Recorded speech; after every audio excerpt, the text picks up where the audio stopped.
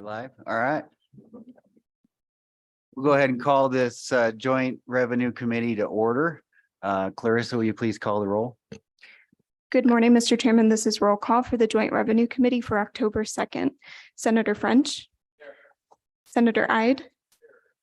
Senator McEwen. Here. Senator Pappas. Here. Representative Bear. Here. Representative Byron. Here. Representative Locke. Representative Northrup. Here. Representative Oakley. Here. Representative Storer. Here. Representative Strock. Representative Zwanitzer. Here. Co-Chairman Harshman. Chairman Beitman. Here. All are present, Mr. Chairman. Thank you, Clarissa. Just some housekeeping items. Remind you that this is a meeting of the legislature of the Joint Revenue Committee. And keep it, make sure you keep the decorum up to the level that we are used to in the Capitol building. Treat it like we are in the Capitol building. This isn't a town hall type of meeting. This is a meeting of the legislature. We have a lot to get done. Please address your comments through the chair. Our committee will do a good job of respecting the audience, as well as the audience will respect us as well. And I would ask the committee to refrain from engaging in debates with the audience during public comment. Let's hear the public out and treat each other with the respect that we all deserve. So with all that housekeeping aside, the first item up for business today is our acquisition value study report with Mr. Crapo and Mr. Lee from Team Consulting. Please come up and walk us through their presentation.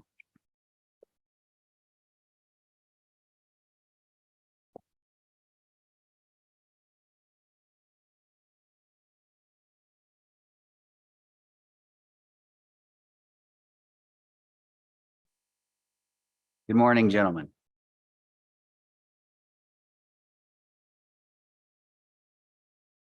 Yeah, go ahead and turn your microphones on and please introduce yourselves to the committee. Thank you. Good morning, Mr. Chairman, members of the committee. My name is Ed Kreitfeld, and with me this morning is a fellow Team Consultant associate, Robert Lee. Good morning. And gentlemen, if you could push your microphones a little bit closer, it's not picking you up very well. Thank you. All right. Better. Okay. Last year, the legislature passed House Bill 100, requiring Department of Revenue to have a third party to determine how Wyoming could transition from a market value property appraisal tax state to an acquisition value tax state. The bill delineated 10 requirements to be addressed and requested 3 separate implementation scenarios. The Department of Revenue awarded that contract to Team Consulting LLC, and we are here today to report our findings. During our study, we researched the laws and constitution of Wyoming and other states. We interviewed Wyoming stakeholders that we identified with the assistance of the Department of Revenue. We talked to professionals in the assessment world. We reviewed professional studies, articles, and traditional periodicals. Our conclusions and findings are that California is the only state that has implemented such a property tax system that is still in place. That implementing a property tax system based on acquisition value in Wyoming is not possible under the current legal framework, and that Wyoming lacks the building blocks to support an acquisition value system. On the right-hand side of this slide is a representation of the building blocks that we think will be involved. Their constitutional amendments will be needed, revised statutes will be needed, And then, of course, revised administrative rules to go along with that. There will be additional staff requirements at both the state and local levels. The legislature will need to address mandatory disclosure and how best to do that in the state of Wyoming. You would have to provide for a system of recording sales. A new computer system will be needed by the Department of Revenue to handle that. And it's our understanding that parts of Wyoming do not currently have building construction permits systems now. And if you're going to pick up that information for an acquisition value state, you're going to need to address implementing a building permit system statewide.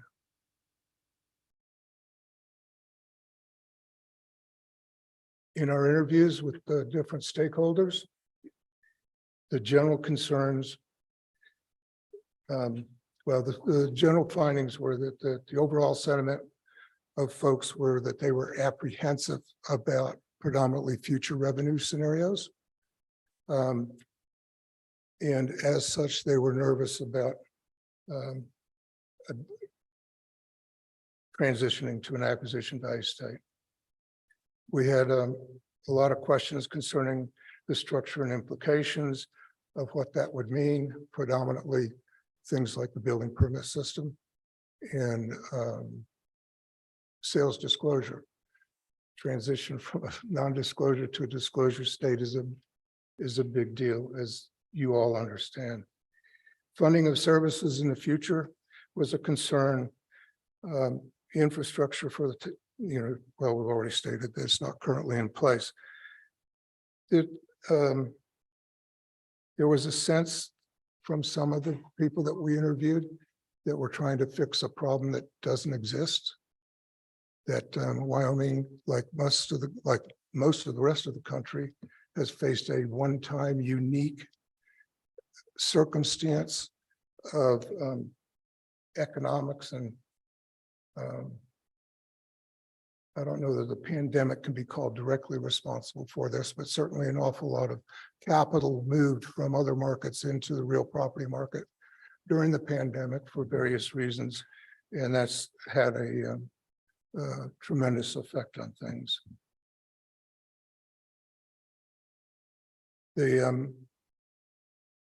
Another common thing that we heard was you're just trading one valuation system for another. The values are still going to go up. Taxes are still going to go up because you're not addressing taxes, you're addressing valuation.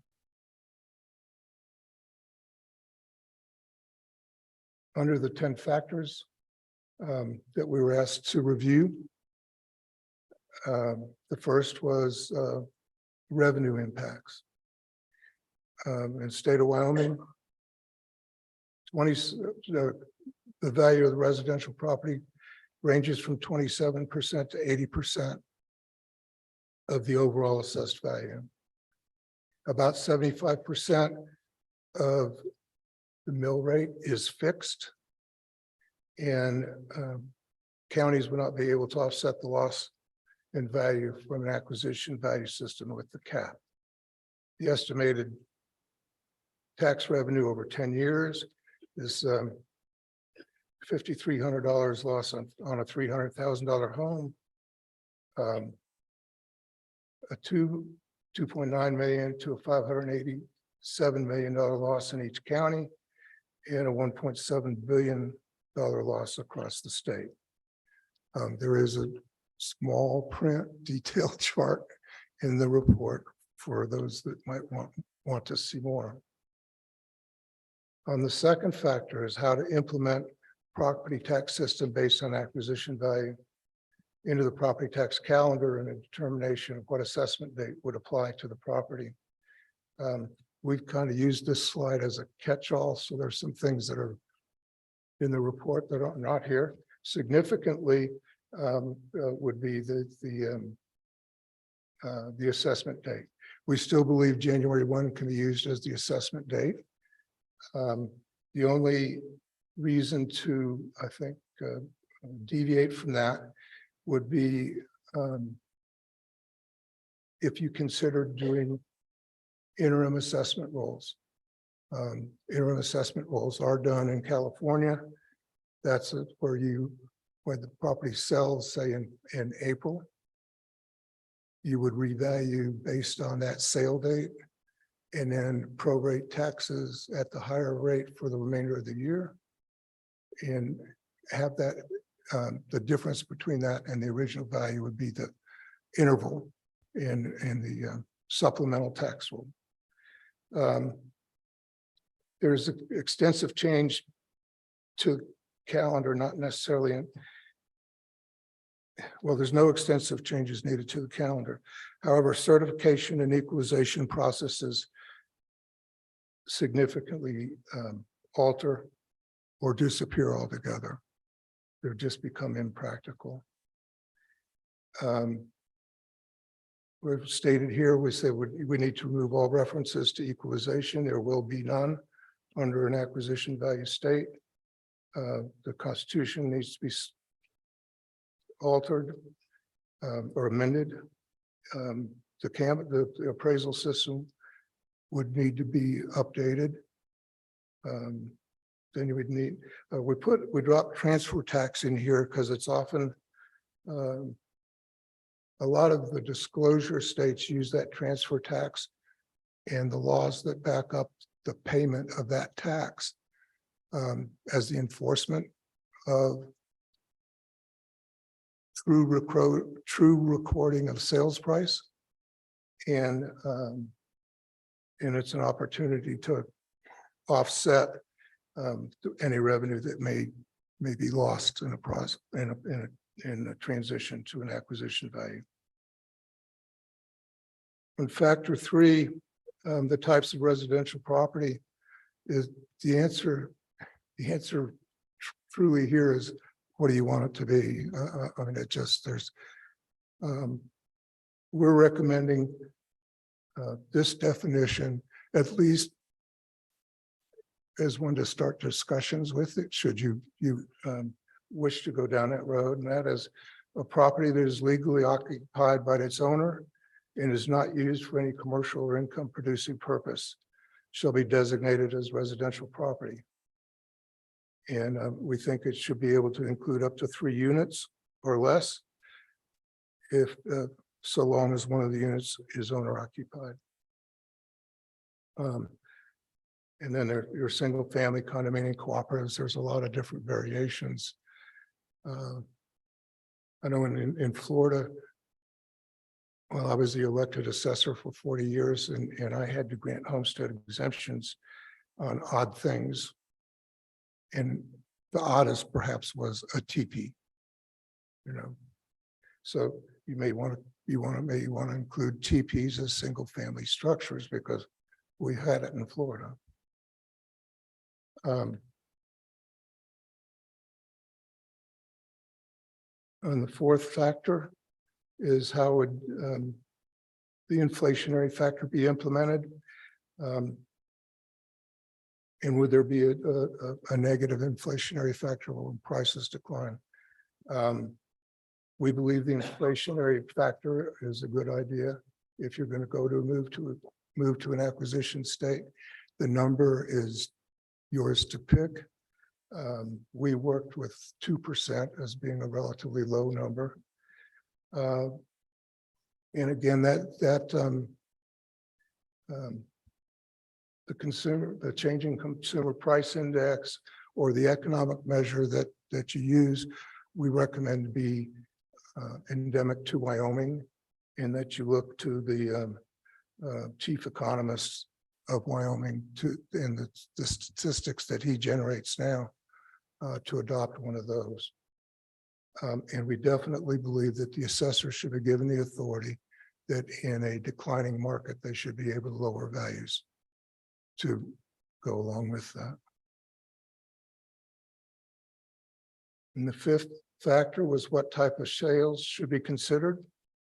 Bobby, you want to take over? Yes. On what type of sales? again, that is the determination of this body and the citizens on how they want to address that. California has a numerous types of sales. Of course, as Ed has said, the fee simple ownership, transferring the fee simple ownership of the properties should be looked at, but you're going to have to get behind that and make sure it's a true arm's length transaction. And to do that, you can also look at sales going to siblings or children. California, they recognize sales going to children as being excluded, and you can apply to have that excluded and keep the same acquisition value that the parent had. So there's numerous types of sales that can be looked at, and so there will be a lot of definitions that would have to be put in place for the assessors and the Department of Revenue to police this. Again, we're going back to the transactions being recorded or disclosed somehow so that the assessing officials can review those and make sure that they have accurate data. So the transfers will be determined by this body. What is a qualified sale and what is a sale that could be excluded from that. The other issue that you have with sales is sometimes it contains other items besides just the real estate. It could be livestock, it could be farm equipment, personal property. So all of that's going to have to be filtered out somehow. So in looking at transactions, artwork or anything that's a part of that, special financing, one of the interviews, the stakeholder brought up that what about special financing? How would that affect the consideration? So that's other things that's going to have to be fleshed out. So the types of sales will be determined by the legislative body. Mr. Lee, I think Senator McEwen has a question before we move on. Senator McEwen. Thank you, Mr. Chairman. I'm looking through this and it says acquisition value is not possible under the state's current legal framework. Can you elaborate on what legal framework we'd have to get around and how it's not constitutional? Yes, sir. Mr. Lee. Thank you. Thank you, Senator. Appreciate that question. I am an attorney. I'm not licensed in Wyoming and I'm not trying to practice law in Wyoming, but generally you only have the authority granted to you by your constitution. That's called the Dillon's Rule. And the Dillon's Rule limits your abilities of what is in the Constitution. Constitution governs how the government is set up. We did not do an extensive review because we felt like that was something for the Attorney General. But generally, the review that we did on the Constitution talks about a market value and everything. So that may have to be amended in the Constitution. And then you have several statutes that get into the concept of market value and rules that will also have to be amended and everything. So that's what the concerning point is. Follow up, Senator. Thank you, Mr. Chairman. As we've grappled with this, that magical term, market value, can you tell me in your mind what it really means? Because I've heard 3 or 4 different definitions and a bunch of different understandings. So I'd like to hear yours. Thank you, Mr. Chairman. Mr. Lee. Thank you. Market value is commonly referred to fair market value or a consideration between a willing buyer, willing seller on the market. Ed can probably give you a better definition from the appraisal side, but that's generally what the appraisers look at is a transaction at market value. Market value is the willing buyer, willing seller with no duress. Acquisition value is just that. It is the value given at a specific time. Market value concepts under property tax systems is basically called the ad valorem tax. And that is based on the market value, based on just not the single property, but what the market. So you have all these sales and other indications of value that should go into consideration so that you have fair and equitable assessments of fair and equitable values. I don't know if that answers your question or not, Senator McNair. Okay, any further questions or shall we keep moving? Oh, Representative Bear. Thank you, Mr. Chairman. This is a question for either of you. As you spoke about stakeholder interviews and gathering the information for this study, I don't see anything in here about the taxpayers. Can you explain how you address taxpayers and their opinions about this type of system? Mr. Lee, Mr. Crapo. The stakeholders that we were given, we did not talk to any taxpayers associations except for the Taxpayers Association of Wyoming. We did talk to them. And Ms. Lori, I can't think of her last name, but we talked to the Taxpayers Association. We did not talk to individual taxpayers. Follow-ups. Thank you, Mr. Chairman. Are you aware of the Taxpayers Association of Wyoming, exactly who their constituents are? Mr. Lee. The constituents, I believe, are businesses mostly, and the Taxpayers Association. We visited their website, did research on it. I don't know exactly who their memberships are, but it's I remember there were several businesses involved in that. So Thank you, Mr. Chairman. Quick follow-up. So as I understand it, this acquisition study is really about residential homeowners. So it appears that we didn't get any residential homeowner input into the study. Is that correct? Mr. Lee. we did talk to individual homeowners. No, sir, we did not. We were not given any of that in that contacts. We did talk to the county commissioners associations, the assessors association, the taxpayers association, the realtors. We talked to them and also talked to the Board of Equalization. Let's one more and then let's keep her moving. Thank you. Thank you, Mr. Chairman. So it appears that we got one side of the issue to the study, but not the other side. The one side being those people who are dependent on the revenues that come from these taxes. The other side is the payers. So I think that's the issue that we're running into, is that we got one side of the story, but not the other. Is that an accurate statement? Mr. Chairman, Mr. Crapo. Our assignment was to identify a process by which the state of Wyoming could move from one legal approach to value to another. We were not charged with trying to decide whether or not this is a good idea, whether or not to champion it, or whether or not it would in fact alleviate those concerns that taxpayers are raising. That's outside the scope of our report. And I think, to the extent that, everybody we interviewed was an individual taxpayer. We interviewed people that were standing in their homes talking to us, but there was not, I think there was not an organized place for us to go that was identified for us to get to individuals. Understood. Representative Oakley.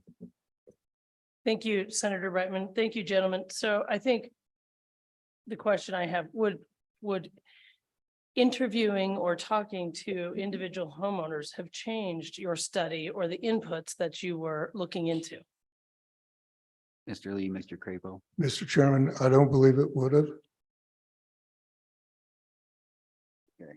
Representative Locke. Thank you, Mr. Chairman. Just a quick clarification on your fair market value discussion.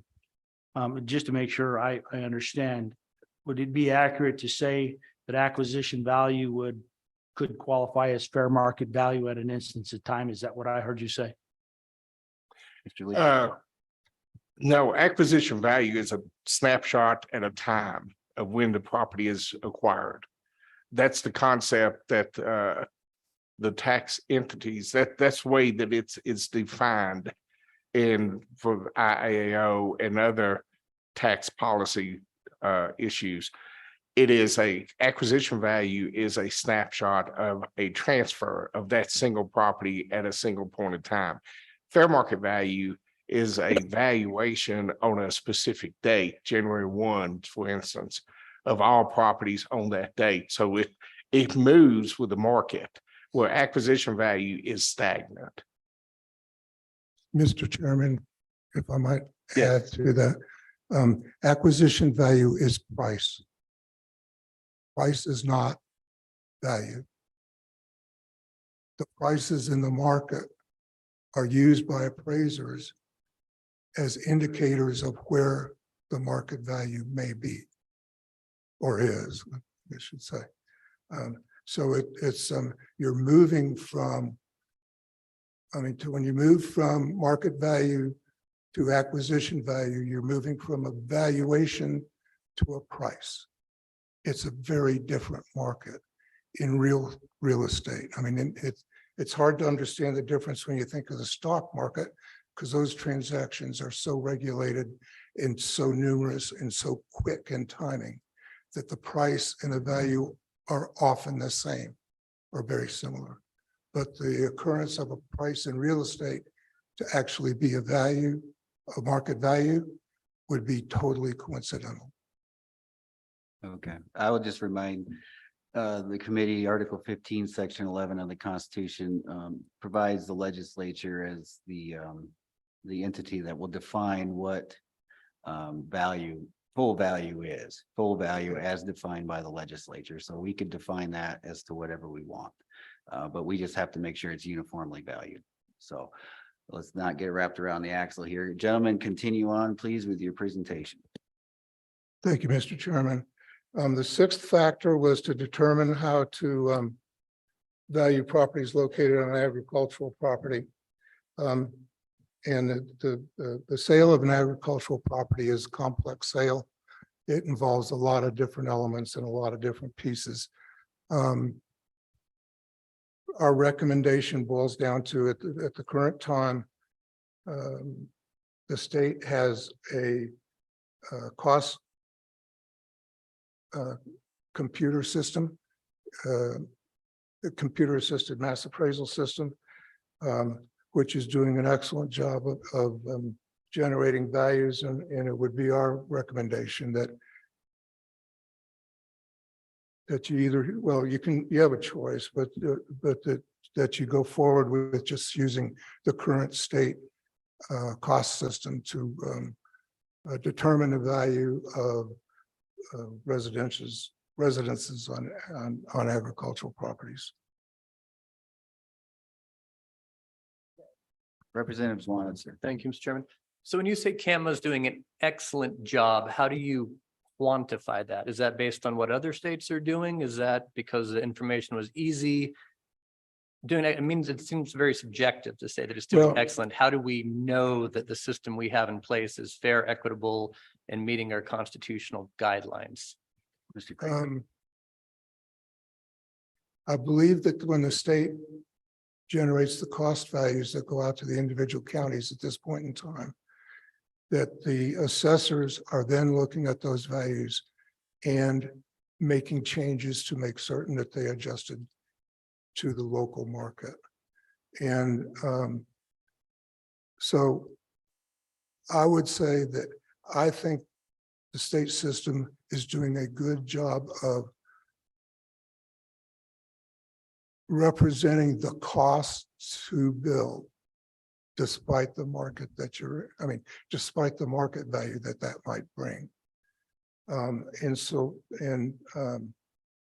And on an agricultural property, I think probably going with what would the cost to recreate that same building in the same condition in that same place be, absent of all the other considerations of sale, is the way to get there.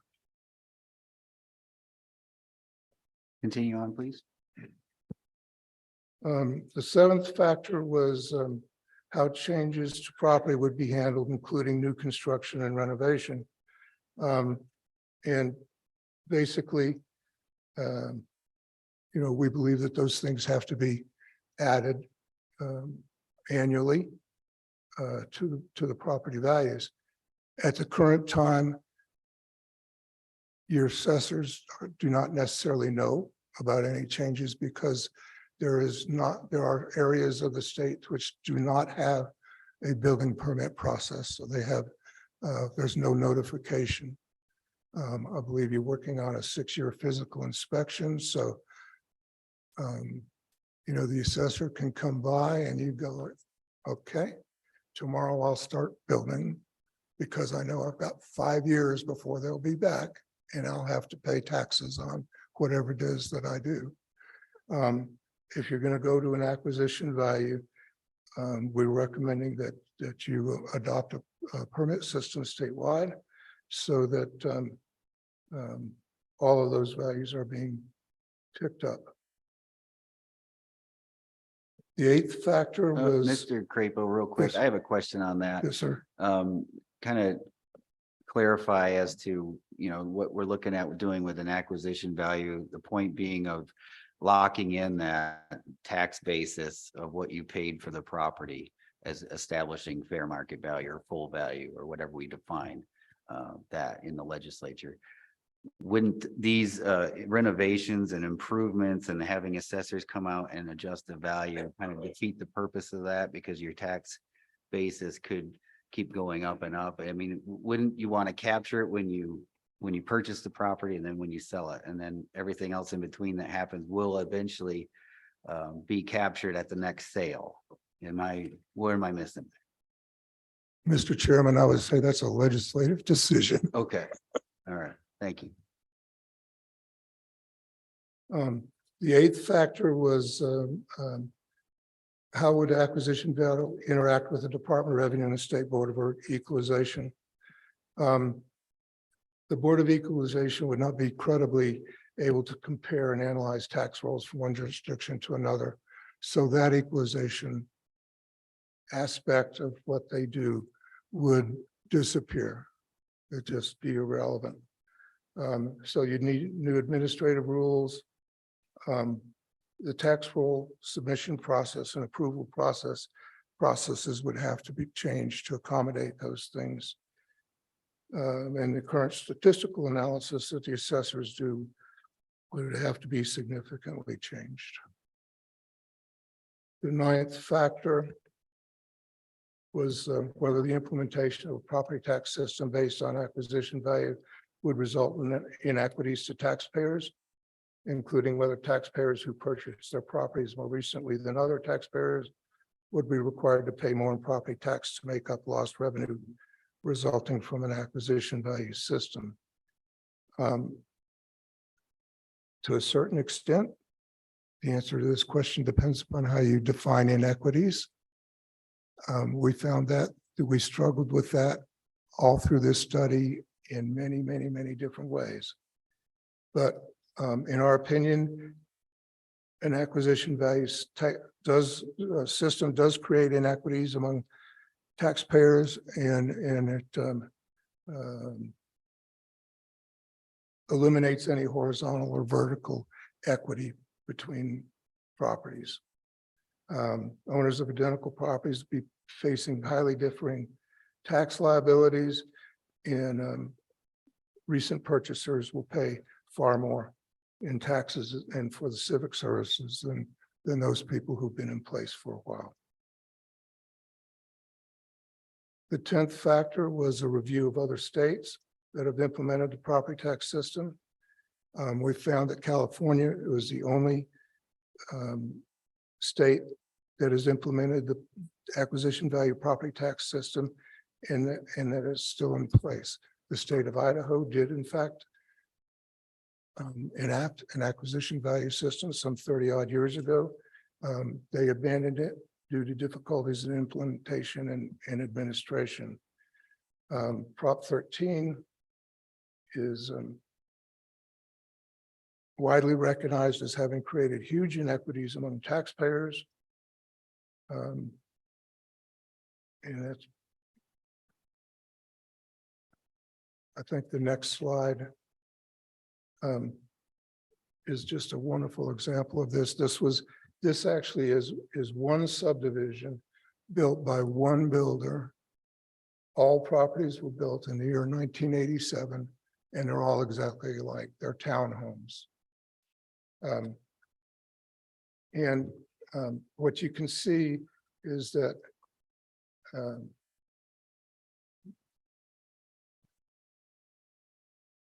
people are paying taxes based on anywhere from about 400,000 up to over $1 million. And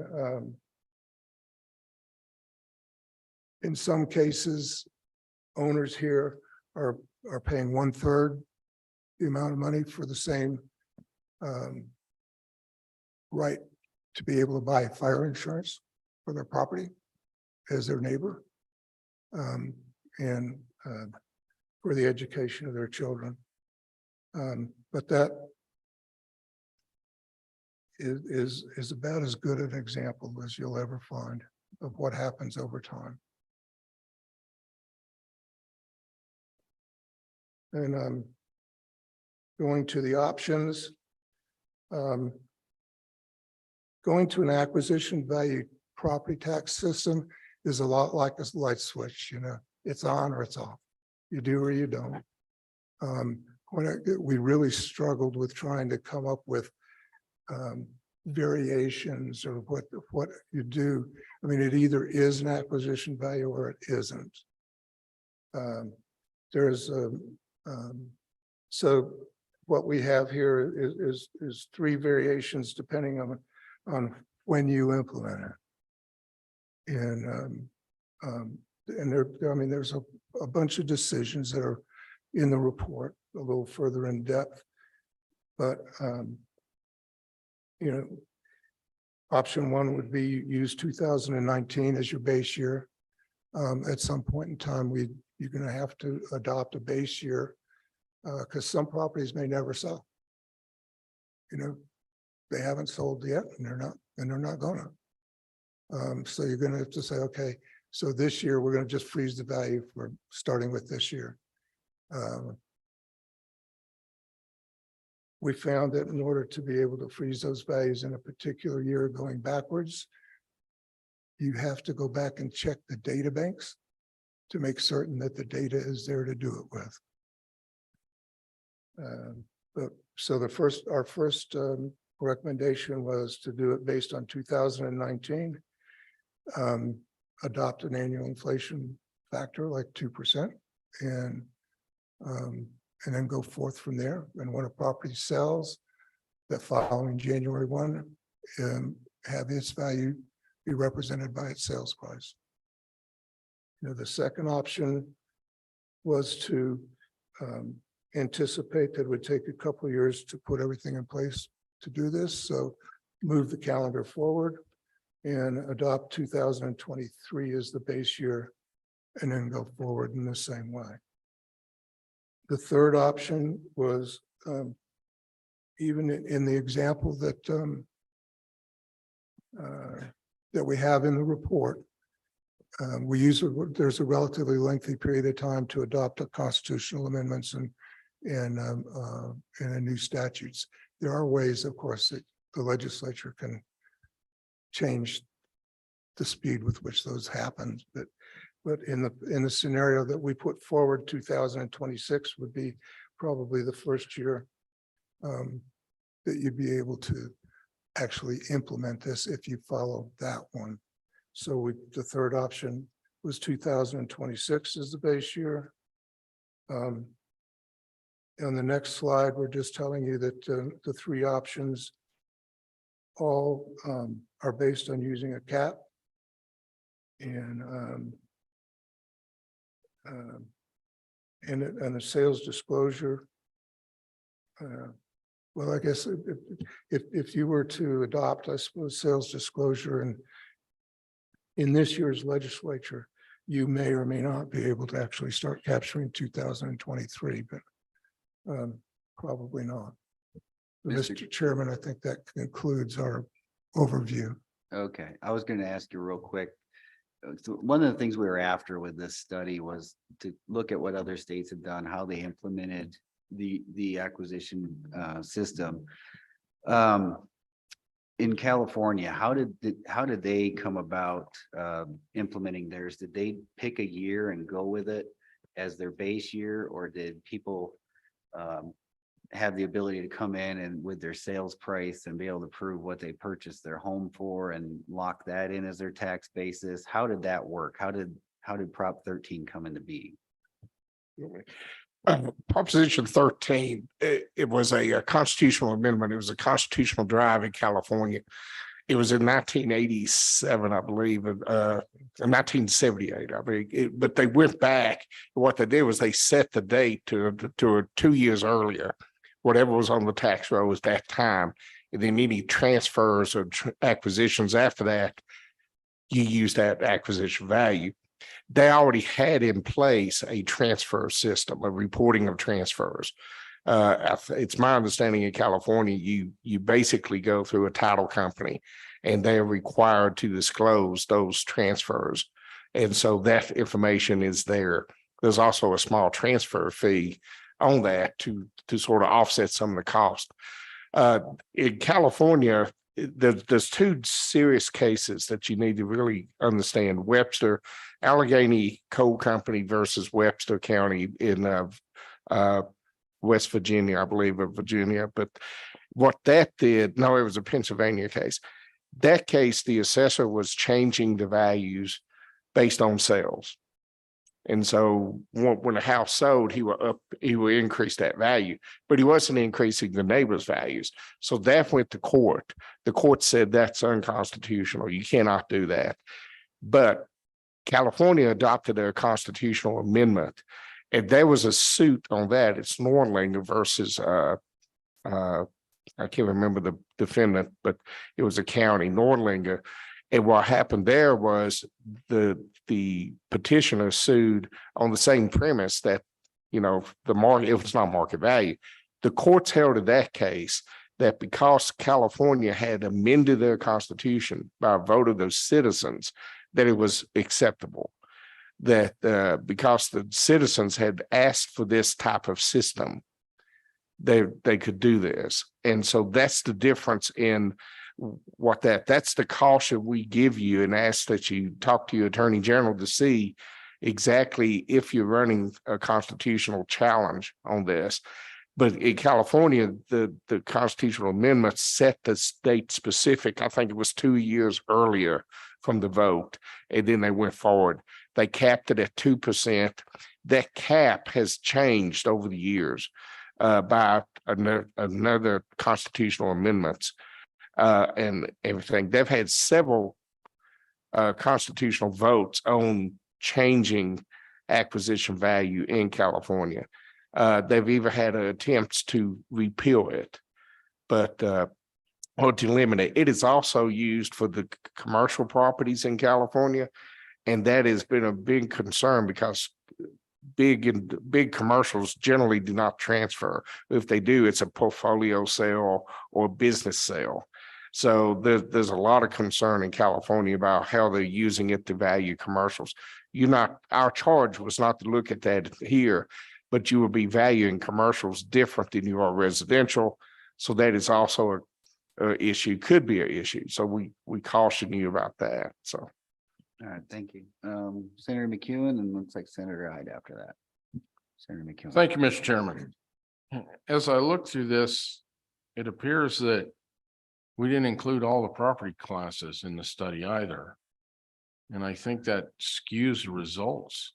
And if you look at the forecast, it could go anywhere from 2 billion to 2.3 billion off. And why didn't we include the other classes of property? Because we tax them like their property. Thank you, Mr. Chairman. Mr. Chairman, Yes. I think you need to look at House Bill 100. I don't know the answer to that, but House Bill 100 gave us the assignment for residential property. specifically. Senator Ide. Thank you, Mr. Chairman. Thank you both for being here today. Reading through this, I mean, you guys did a lot of work. The report took some time. But reading through it, it feels to me like it was directed, it was biased toward the receivers of property taxes instead of the givers of property taxes. Your stakeholders essentially, you know, are on the receiving end of the property taxes, and that's where most of the input came from. And, you know, I don't know if it would be fair to say that this report is biased against doing an acquisition value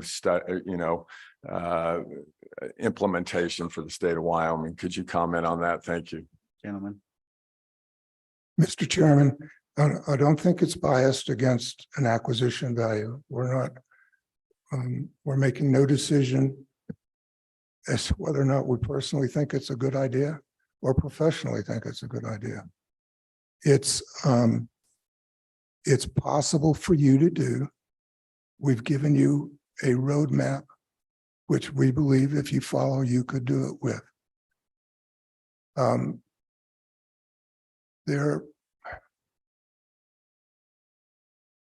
mean,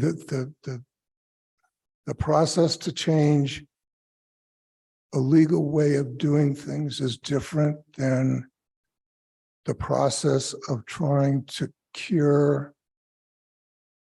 a taxpayer's problem. We were not asked to look into how best to cure these windfall taxes that happened here in Wyoming and actually across most of the country. I think we went to a good deal of effort to make certain that we were not leaping to a statement because we wanted it to say a particular thing.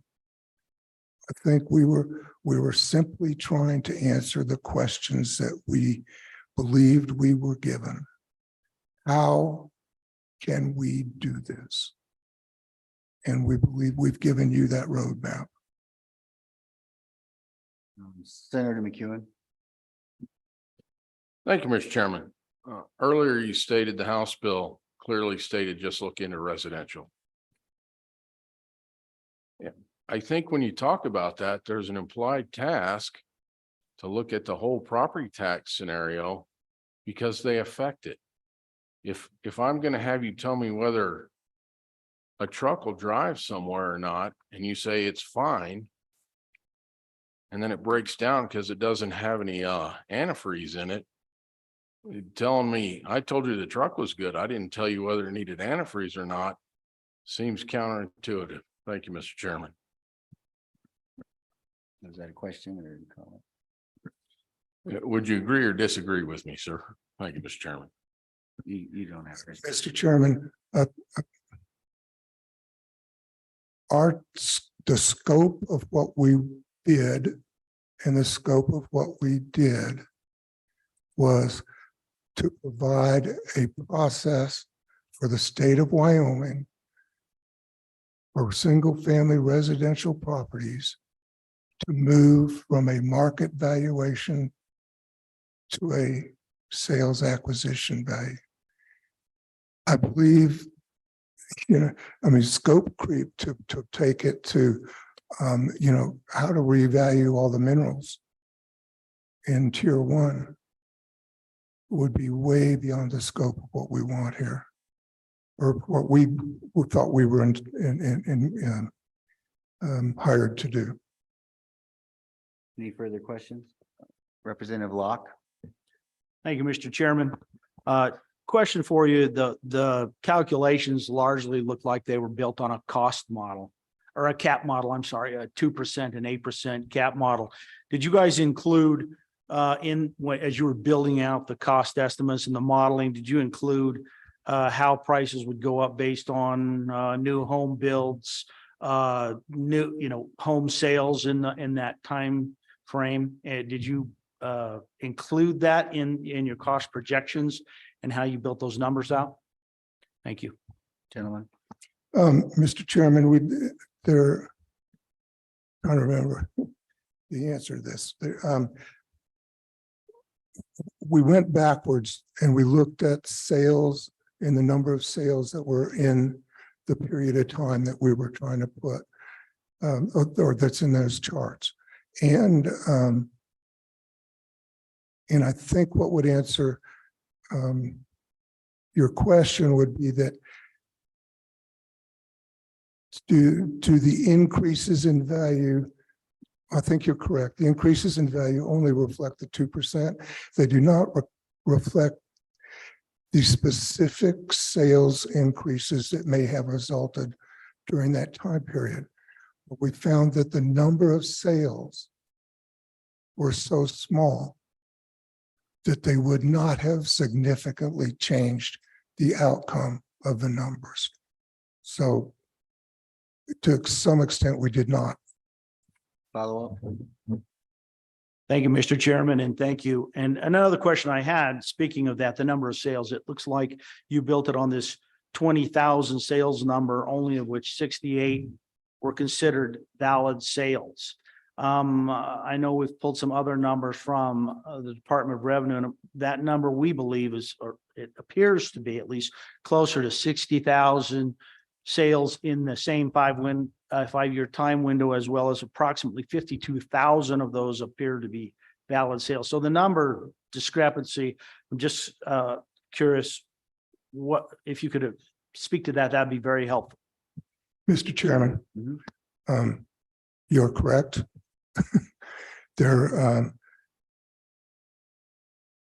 We looked at the number of 60,000 sales as being insignificant in the number of properties that we were dealing with in terms of the valuation change in their distribution across the counties.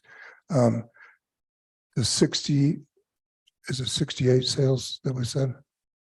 That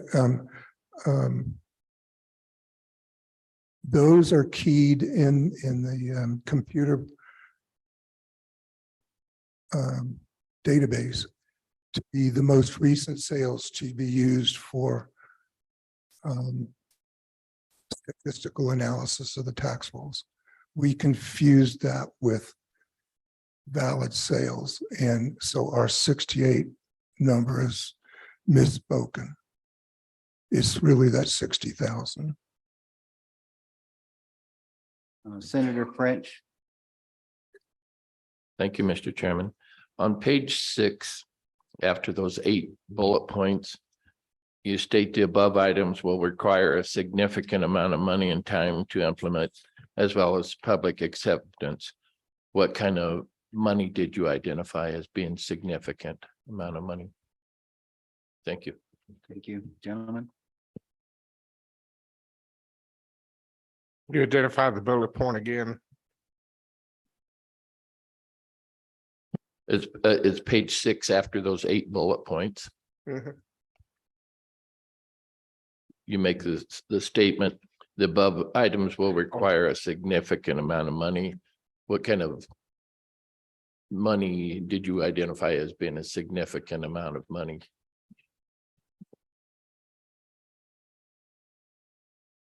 Mr. Chairman, I don't believe we chose a particular dollar amount to determine whether or not it's significant dollars or not. What we do know is that computer systems for statewide are high dollar items. They're over $1 million. For you to launch and put into place a state disclosure requirement is going to involve hiring numbers of people at the state level as well as the local level. And that doesn't take very long for people to accumulate along with their benefits into another $1 million. So I would say we didn't have a number that we felt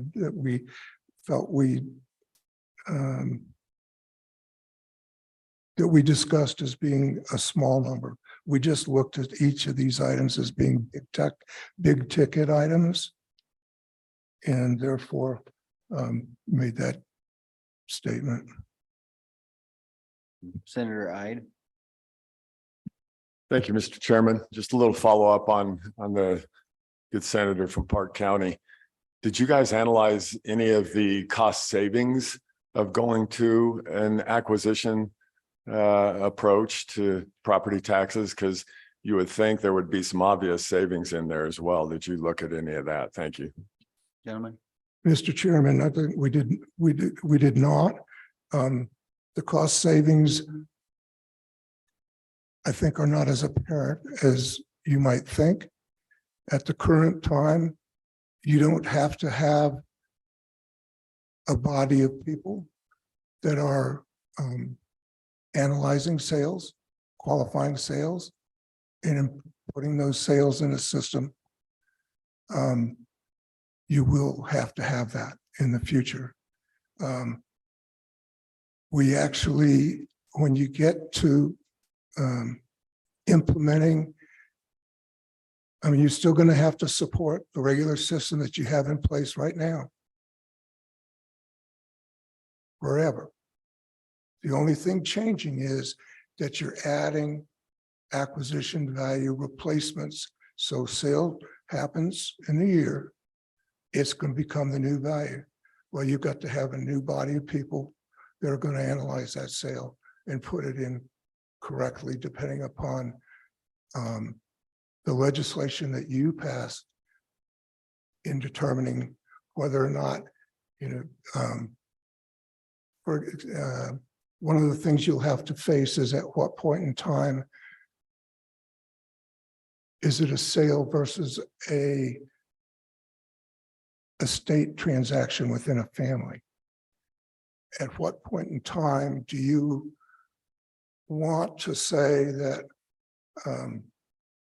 it's okay for this sale to be from a father to a son, and we're just not going to call it a sale? But you're going to have to look at all of those things and define it. I mean, in Florida, there's the Save Our Homes exemption thing that has to work with the same principle. Well, if you come in and you put your son on the deed with you soon enough, and your son moves in with you, then you can go forward with, upon my death, my son gets that property without there being any revaluation.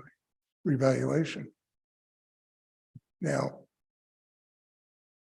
if I die and I leave my house to my son, there's a revaluation. That's a sale. You're going to have to struggle with all of those issues. And there are some good examples out there to work with. The Save Our Homes stuff that the Florida legislature has worked out is pretty good. The California model is extensive and awfully pretty, and also very good. But it's been struggled with, but it's not necessarily just say, oh, okay, there's a sale. That's all we need to do. Now let's close the assessor's office and go away until there's another. It doesn't work that way, and the system's more complex than you might think. If I could, we had several discussions with different assessors in California, assessment staff, and they said it's still very time consuming trying to flesh out the sales, verify the sales, and also track new construction, new improvements. So while it seems like it may take less time and less manpower in the assessor's office, California has found that's not the case, that it's taking as much time. So there's not been quite that much savings as they had anticipated on the front end. So as far as manpower, it is still requiring significant resources. Representative Locke. Thank you, Mr. Chairman.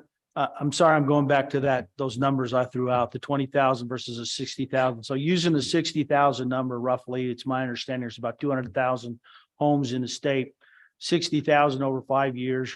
you're looking at 30%. So split into each year, you're roughly looking at about 12% of the houses sold. So is it accurate for me to say you perceive that to be a negligible amount, a negligible effect on these numbers? Mr. Chairman, no, not when you state it that way. I think what happens is that the difference between, we would only be talking about the incremental difference between what showed up on the tax roll as the value for that sale and the actual price of that sale. So it may be a $200,000 sale, but the home was still on the tax roll for 180. So we're only talking about a $20,000 increment that would raise the base. So it's we did we manipulated, we manipulated, I don't like to use the word manipulated here. That's sort of infers that you have an end in mind. We tried to deal with the numbers as best we could, and we could never get to the point where that differential being added in, or the best that we could come to putting it in was going to make a significant difference in any particular county. All right, Senator McEwen, then Representative Bear. Just kind of a couple real quick questions. First is, did you use Zillow in your analysis? No. Mr. Chairman, no. Okay, thank you. Thank you, Mr. Chairman. Representative Bear. Thank you, Mr. Chairman. You have stated that this would be costly, converting in the number of people that would have to be hired to determine the disclosures. And I reached out to my appraiser, who is one of the 3 appraisers that you interviewed on this. And I asked specifically, how do you calculate the value of homes that we're currently using for the fair market value? And he stated that they use a statement of consideration, short is an SOC, and that gives them most of the information. They still have to determine if it's a valid sale or not.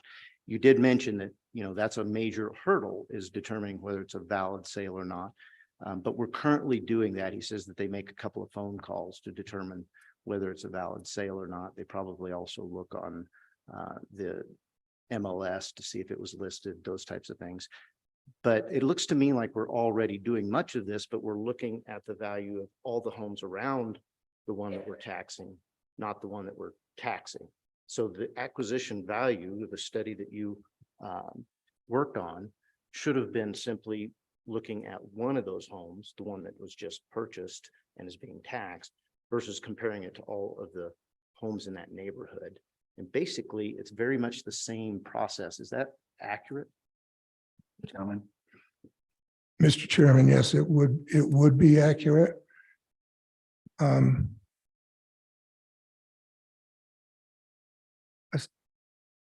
It's my understanding that the statement of consideration is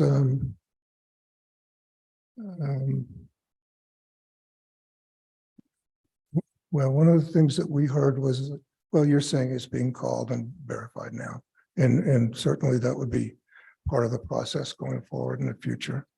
I still think that there's a difference between analyzing that sale and the elements that are involved in it versus the statement of consideration. And it may be that you're correct and that there isn't very much, but we believe there is. Follow-up, Representative. Thank you, Mr. Chairman. You also talked about the difficulty of getting people to disclose improvements, but it's my understanding that we already use many tools in CAMA to determine if there's an improvement to a property. So we're already doing a lot of that work, are we not, with things like drones and aerial photos? I know that doesn't get us inside of the home for different changes, but We're doing the best we can currently, and that same system could potentially be used for an acquisition value as far as a lack of disclosure. Would that be an accurate statement? Mr. Chairman, I think to a large extent, I think probably the rural areas, improvements in the rural areas are a larger concern because it's our understanding that most of the municipal areas already have building permit systems in place. And aerial photography is a very useful tool, provided your photograph was taken when the leaves are off of the trees. And that it was done with proper, you've got to have the proper calibration so that you can actually use the photo for measuring and things of that type. But it has to be set up before it's taken to do that. More? Thank you, Mr. Chairman. You did make the statement earlier that CAMA is working very well. Did you not? I believe we did not hear any one saying that the current system wasn't working to produce what they believed were lawful values. It looks like Representative Locke has another question. Thank you, Mr. Chairman. And kind of going to that point and the statement about the fact that acquiring the sales information would be difficult. It's my understanding that in the current system, the fair market value system, the sales, the home sales are part of the process of calculating that fair market value, which would be consistent with the definition of what fair market value is. So I'm assuming this process, you reviewed CAMA, how it works, what it's looking at. Can you tell me, based on that, your understanding of CAMA and then your statement that acquiring the sales data is difficult? Can you talk to that a little bit and explain why it's difficult? Is it not being used? Is it being used? I'm just curious. Thank you. Gentlemen. Mr. Chairman, we heard that it was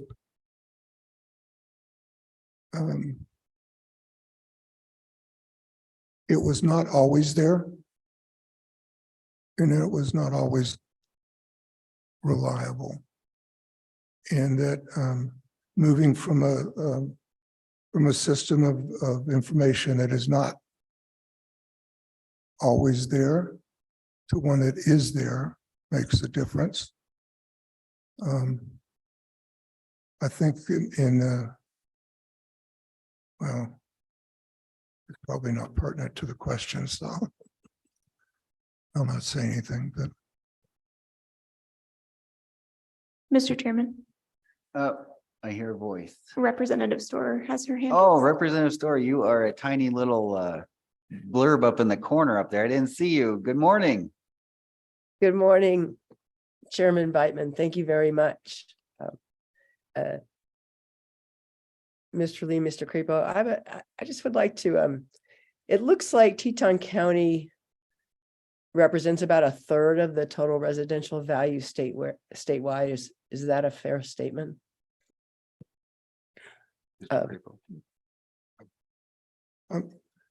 sorry, I have hearing aids, and sometimes my disability of hearing doesn't work very well. Can you repeat? Can you repeat Sure. the Excuse me. question, Representative? Excuse me, Mr. Chairman. Can you repeat the question? Thank you. Sure. Thank you, Mr. Chairman. Mr. Crapo, it looks like Teton County residential values represent about a third of the statewide values. Is that a fair statement to make? Mr. Crapo. Mr. Chairman, I know it's certainly significant. I'm not certain about the third, and I will assume that the representative is correct. Representative, Thank you, Mr. Chairman. Follow up. go ahead. Thank you, sir. So my understanding is that I'm looking at the study and the numbers there. So you've got based on an 8% annual increase in value, over 10 years, the fair market value of any home would double. But under this acquisition value study, with a 2% cap, essentially the valuation would go up just about 20%. Do I have that correct? Mr. Crapo, Yes, Mr. Chairman. Representative, do you have a follow-up? One more, please, Mr. Chairman. Yes, go ahead, please. Thank you. So is it fair to say that the more valuable your home is, as many in Teton County are, the greater tax savings you would have under an acquisition value program? Mr. Crapo, Yes, Mr. Chairman. thank you. Thank you. Thank you, Representative. Okay, have we exhausted our questions committee? Okay, Senator Ide. Just a quick follow-up on the statement of consideration. Thank you, Mr. Chairman. My experience has been, you mentioned that they weren't reliable. I mean, my experience is, title companies, you go there, nobody likes to let the tax assessor know what they paid for their property. But it appears to me that it is a fact, and I would argue that it is very reliable. It's what market value is, a willing buyer and a willing seller, and it's on paper. Why are you saying that it's unreliable is what I'd like to know. Thank you. Gentlemen. Mr. Chairman, that's based on comments that were made to us. There was no study done on our part. Well, any further comments, gentlemen, or you feel comfortable? No, you're. Okay, committee? Thank you. Thank you for your presentation. Thank you, Mr. Chairman, committee members. All right, we're gonna go to public comment now. So it's gonna be tough to gauge who's interested in coming up. So if you could start making your way up to address the committee, that'd be great. So we can start getting through public comment.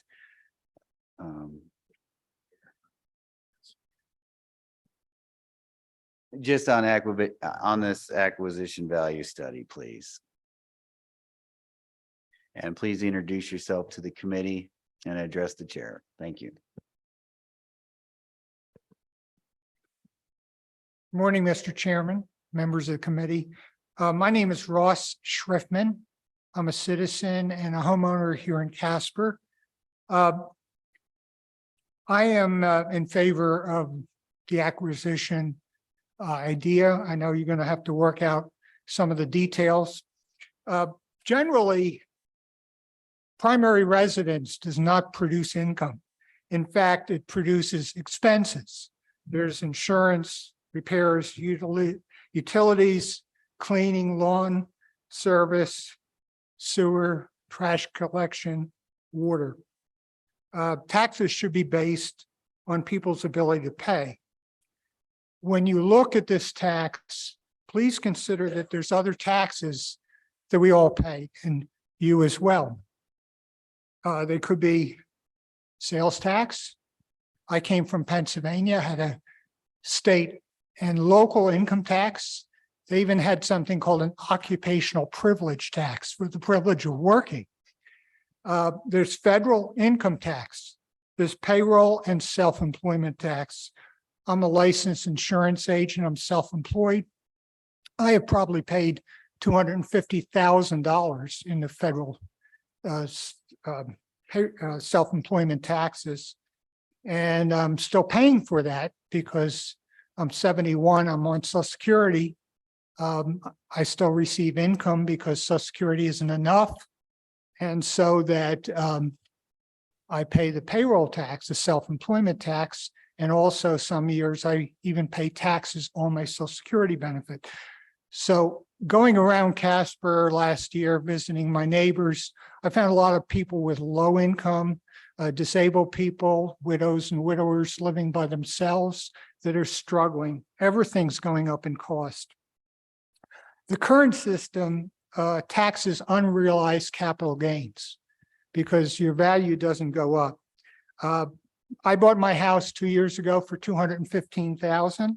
My mortgage company, when I made my payment the other day, said the value is now $268,000. You would think that my financial situation has improved, but I'm not selling my house. I'm going to be living there hopefully for the rest of my life.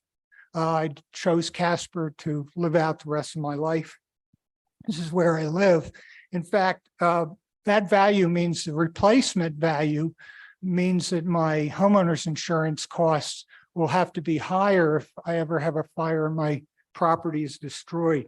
Since I've moved here, even though the taxes on the property taxes are a lot lower than Pennsylvania, and I appreciate that, my property tax has gone up 60% in 2 years. I know you'll get to this later. I also support the exemption of, let's say, 100,000. The main problem we have is government spending, not revenue. And that could be a whole discussion. Government is supposed to have a limited constitutional role. There's another concern and why this is very important, and I'm very glad that we're addressing this and you're all spending a lot of time on it. As property taxes go up and other expenses, people in modest, low-income housing have a tendency that if a government federal program from the Department of Housing and Urban Development comes in and decides these houses are not, quote, green enough, they have a program, it's called Sustainable Housing Initiative, okay? Now that sounds really nice, but what it really means is the goal is to get those property owners to sell those houses because they can't afford them anymore and they're getting run down, and build high rises. The federal government comes in with a bunch of money and redesigns communities like Casper and other places. So that's a major concern that I have, and I'm very appreciative that you're all working on this. So you really have to act soon on this and to find out some solutions. And I know this afternoon or sometime during this session, you're going to, and I know this is not the subject today, but I'm 71 years old. I like the idea of not paying taxes after 65 because, I've paid taxes my whole life, but you have to live in Wyoming for 35 years. So I'm inviting all of you to my 108th birthday when I don't have to pay property taxes. Thank you for your time. Thank you. Is it Mr. Schiffman? Schriftman. Schriftman, thank you for your testimony. Do you have any questions for Mr. Schriftman? Seeing none, thank you, sir. Who's next? It looks like we have a representative here, Representative Alleman. Mr. Chairman, Revenue Committee, thank you. And I am Representative Bill Almond. I represent House District 58. My address is 28033 Southeast State Highway 259 Midwest. I know that's a mouthful. What I learned here today was that this is difficult. There's a lot of work. Hey, I am a representative, am willing to take on this responsibility for the people of Wyoming because it's going to take some work, but let's do it and let's get it right. Because the system we got right now, we're raping our people. They're going up 30, 40, 50, 70%. I'm willing to do the work to get this acquisition in and get our taxes down. Like Mr. Schiffman said, we don't have a problem with our revenue. We have a problem with our spending. Let's get our revenue down and our spending down, and let's put the people of Wyoming ahead of the Wyoming government. That's what we need to do. We are taxing people, as Mr. Schiffman said, on unrealized capital gains, and we're doing it over and over and over. We're doing it every year. And it's time we get back to acquisition or not get back, but go to. And I know they said it's going to take a lot of hard work. I'll be the first one to step up willing to do that hard work. Thank you. Thank you, Representative. Any questions? Yes, Representatives Oakley. Thank you, Mr. Chairman. Good morning, Representative Alman. You just said, and I hear this, you just said that we have a spending problem.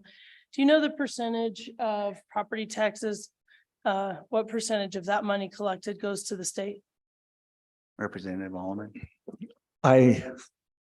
Once again, like this gentleman, I have hearing aids. It was echoing. I did not understand that question.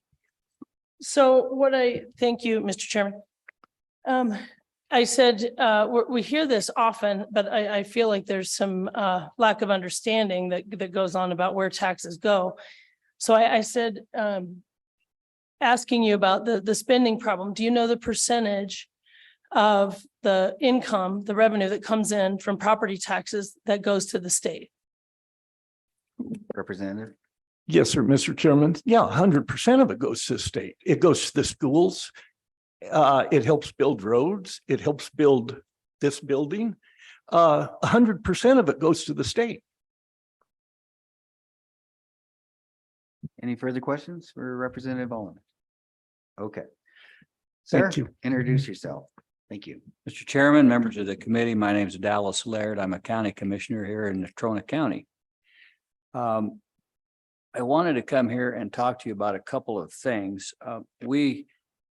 We, as you all know, are the Board of Equalization for Natrona County. So we do hear protests and we see our people who come in mostly in agony over what they believe is happening to them with these tax raises. So the ones I want to address this morning are our elderly people, the people who are on fixed incomes. If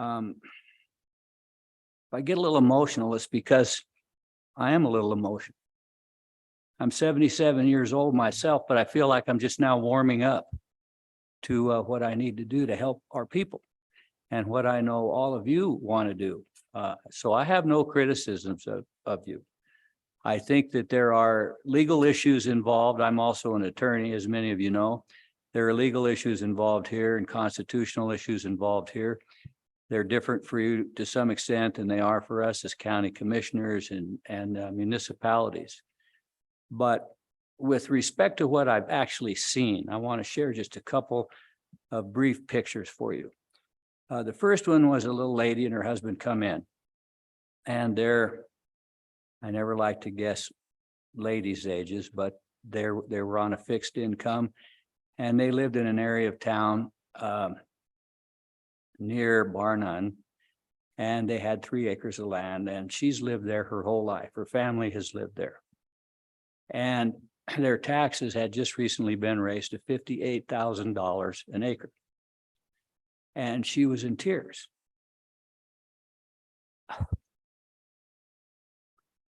So was her husband, but he's a guy who wasn't quite as emotional as she was. But she reminded me of my grandmother. Now she says this, well, since you guys changed the zoning, I have on one side of my 3 acres, I have a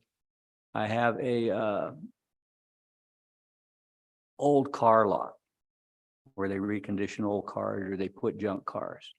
And on the other side of my property, I have another old car lot. And what I'm really afraid of is I was born and raised here. My parents were born and raised here. And we're on a fixed income and we can't afford these taxes. We just don't have the money. And we don't want to lose this property because if we sell it, where do we go? We go right back into this market. And so the commissioners, we have a really good commission here. And we have some people with a lot of experience. This is just my first year. So fortunately, we have a couple of guys that have been on a few years and they see things that I don't see as yet anyway. And so the issue was, what should be done here for this 58,000? Because it had been raised from, in just the past few years, from a single digit thousand. And they were more worried really about what was going to happen to them next year. They could almost swallow this one, but they just felt, what are we going to do next year? And they were in pain. They suffered. Now we got to talking and the assessor was there and we have a great assessor now. I think she understands people. And she wants to do the right thing. She's here in the back. And so we said, well, her property can't be sold for that kind of money with these junkyards surrounding her that haven't been there for a lot of years. And there are rules that say that has to be taken into account. And that hearing lasted probably 20, 30 minutes. And finally, our assessor says, I think maybe I can do something. And so we tabled that hearing. And it was sent back to the assessor. And I believe our assessor took care of that. Now, the other one I want to mention to you is a gentleman comes in, he's living by himself, and he has a mobile home. And I think he said I can't remember exactly what he paid for it, but it was $30,000 or $40,000. And he has it, it's in an area out by Bar None. And the road to his property is a dirt road.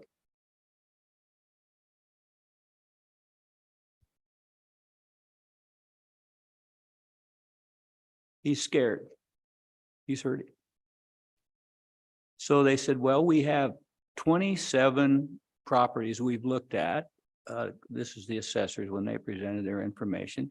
We have 27 properties. Well, this gentleman went out and took pictures of all 27 of these properties they were comparing. And none of them were in his area. None of them. They were all in areas that had paved roads to them, more utilities to them. And he talked about his street. I don't think I'll mention it here, but it's a known street. I went out and took a look at it.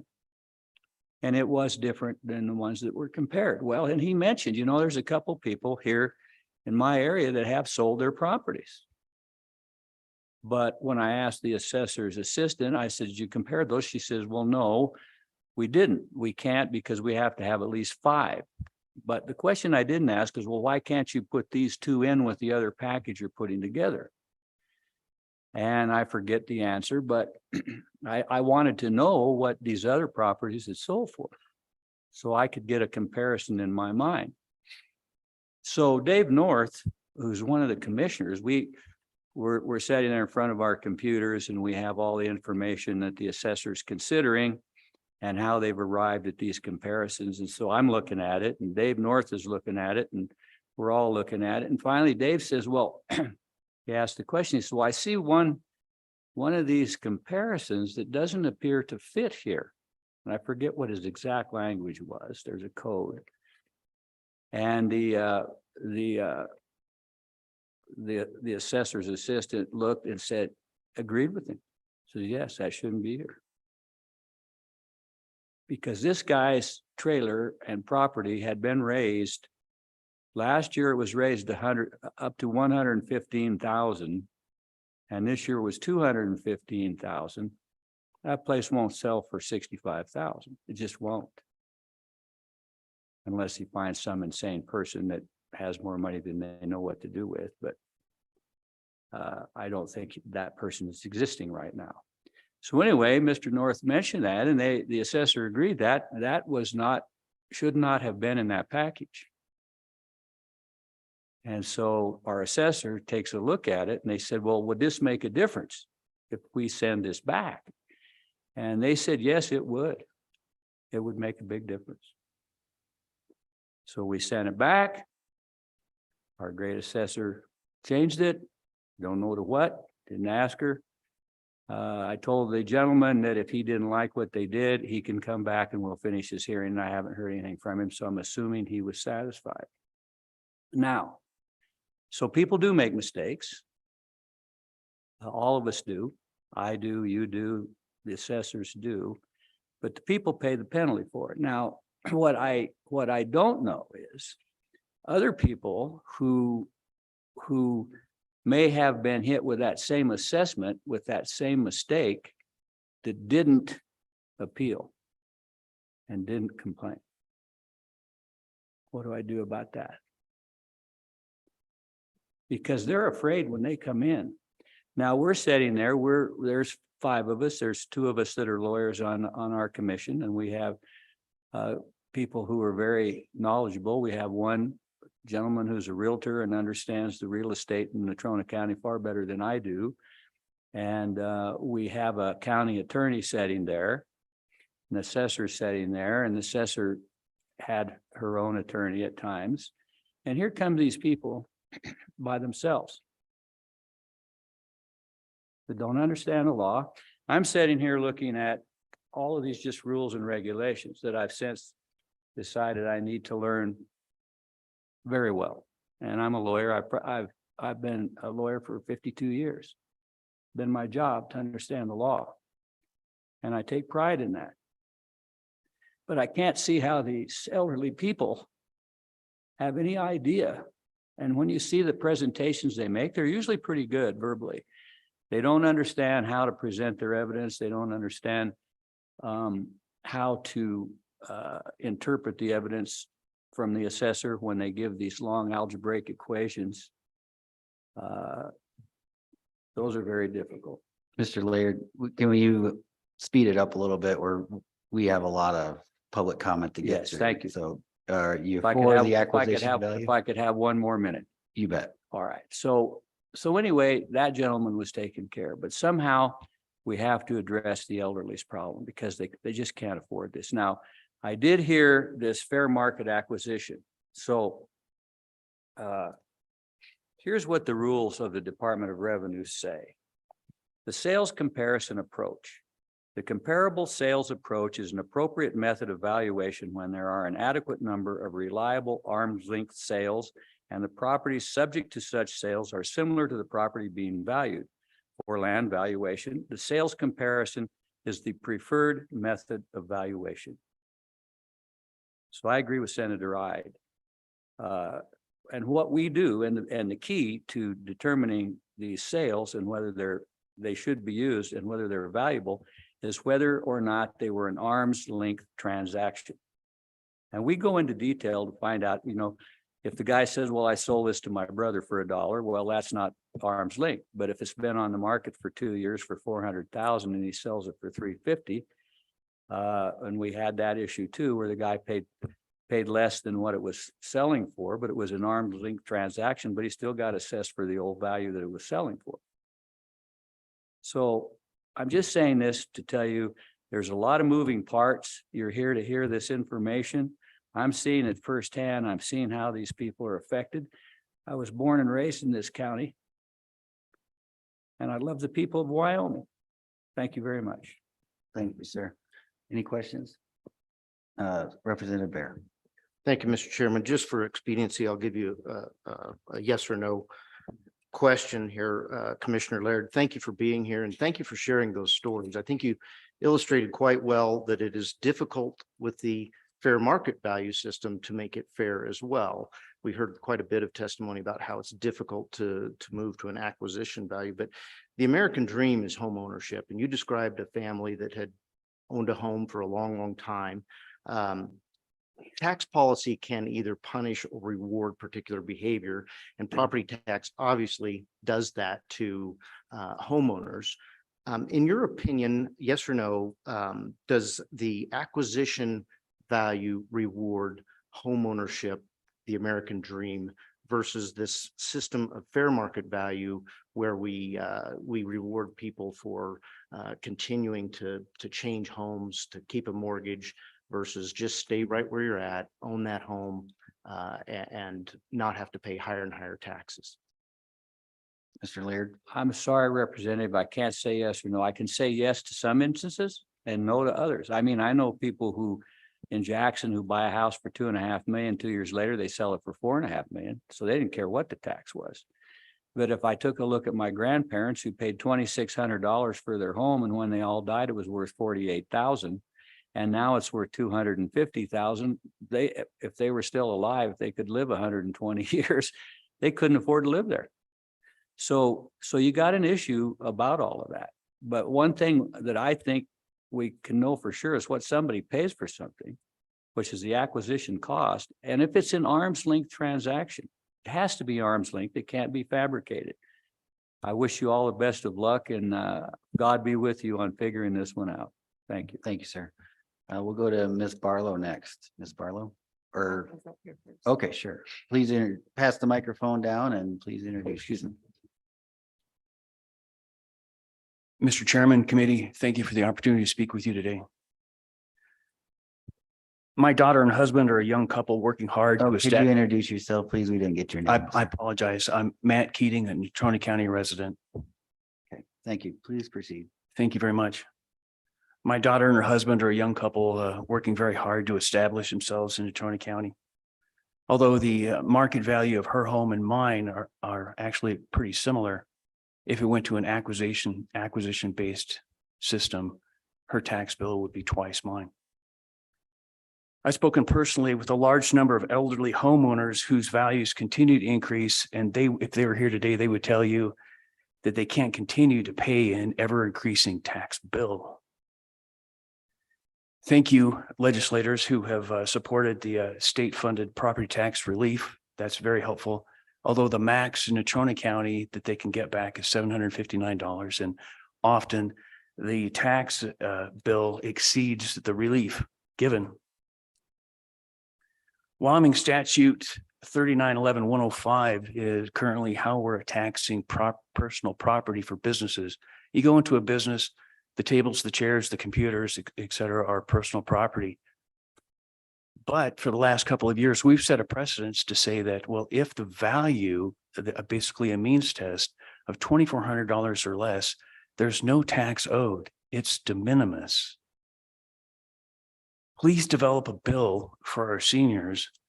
Similarly, as we are taxing our businesses for their personal property in concert with acquisition, taxing residential separately or homestead exemptions, however that is, set a means test. You know, similarly to the one I mentioned, the one I just mentioned in the state statute, personal property. This would allow many seniors the relief needed, allow them to remain in their homes, and it would remove the possibility of them losing their homes if the taxes aren't paid. Thank you for your time. Thank you, Mr. Keating. Any questions? Yes, Representative Oakley. Thank you, Senator Brightman. Thank you, Mr. Keating. So we're looking at a bunch of different things, but from your testimony, my question is, would you then support the property tax exemption for long-term homeowners? So the idea that once you've paid in for whatever it is, 25, 30 years to the state of Wyoming, then you're relieved from, from paying any further tax versus the people moving in who are also increasing the values. So just when you were talking about like you owning your home and your daughter, just wondering if that is an angle, a way to go that you would support. Yes, ma'am, I would. I mean, there's a number of people in Natrona County that are living on $1,200 a month, $900 a month, $740 a month Social Security, and that's all they have. And I asked that you set a means test for this only because in the hope that we can move something forward. Although we do have senior citizens that have been in homes for 40 years, and some of them are widowed, et cetera, and are frustrated, and they're still concerned on whether or not they're going to be able to remain in their homes because they're not sure they can continue to pay the increasing tax bill. Right. So am I in favor of it? Yes, ma'am. I only mentioned my daughter and her husband is just because it's just a reality of this process. Yes, ma'am. Thank you, sir. Any further questions? Okay, thank you, sir. Yes, ma'am. Thank you. Now we'll go to you, Ms. Barlow. Please introduce yourself. Good morning, Chairman, and thank you to the committee for this opportunity today to be here before you and talk about this acquisition study that you've been presented. I want to bring up just quickly before, and All right, could you state your name? for the I'm record, sorry. please? Yes, absolutely. Cindy Barlow, Wyoming native and Johnson County resident. So you've heard testimony today that is somewhat concerning to me as somebody who's spent a tremendous amount of time looking through this study and making sure that I understand it as it comes forth. as you all know, it's something I'm very passionate about. Traveling the state, talking to the people, helping the people with their property assessments. I have come to learn as a former assessor that we truly have a system that is broken. Today, you heard testimony and had asked questions about the sales that were analyzed, and everything that I'll use today is Wyoming numbers. I believe that that's what keeps this conversation strong. From the State Board of Equalization, the ratio history report is what you guys were referencing earlier, where there were over 60,000 sales in the state of Wyoming, with over 58,000 valid sales. And why is this relevant? If you read your study on page 11, it was justified the use of the Fred analysis, and it was because there was not enough sales. So I think that that makes this completely irrelevant and a point to be taken to heart. Also, if you look on page 12 of the analysis, it was testified that they did not use Zillow, a clear reference at the top of the page, and another reference as to why they use Zillow, because they didn't have enough sales, when clearly our assessors of the state of Wyoming have valued our state. They've done the job that they've been asked to do, and these are the sales that they use as verified by the SBOE. If you want that report, I'll present it to LSO after I'm done. The other thing that was testified to that I think was overlooked is the fact that acquisition value does gain in value year to year, and that was not presented in the model with everything else that comes forward with that. With an acquisition value, you are going to be looking at the new housing, the CPI. There are different things that would make those properties go up in value. And so therefore it is not a stagnant number as presented. If you look at the handout that I gave you guys, that LSO did pass out to you, the current trajectory that property taxes are on right now is not sustainable in the state of Wyoming for our people. And we have gotten to the point where doing nothing is not an option. We do and have presented you in this document some scenarios. We didn't want to just come in with accusations, but we wanted to come in with some answers as well. All of this data, again, is supported by the Wyoming Department of Revenue through their abstracts, the State Board of Equalization through their reports, the Wyoming Taxpayers Association through their annual report, the Wyoming Governor's 23-24 budget, census.gov, as well as gasbuddy.com, which we did use a little Google search when it came to diesel fuel. It's fair to say, you guys, that taxpayer doesn't have enough money if a taxpayer doesn't have enough money to pay for their property taxes and their child support. I'm just kind of giving you a basic scenario here. So the taxpayer pays their increased property taxes so that they don't get evicted. But guess what? In the state of Wyoming, you don't pay your property taxes, you stand the chance of losing your home. So the judge issues a warrant arrest for the guy or woman not paying child support and takes away the taxpayer's driver's license until the taxpayer catches up on child support, which means the taxpayer can no longer get to work, earn money, pay for child support, property taxes, food, clothing, shelter, insurance. You get the picture. This is a problem that is real, and you hold no obligation to fix it, but you can.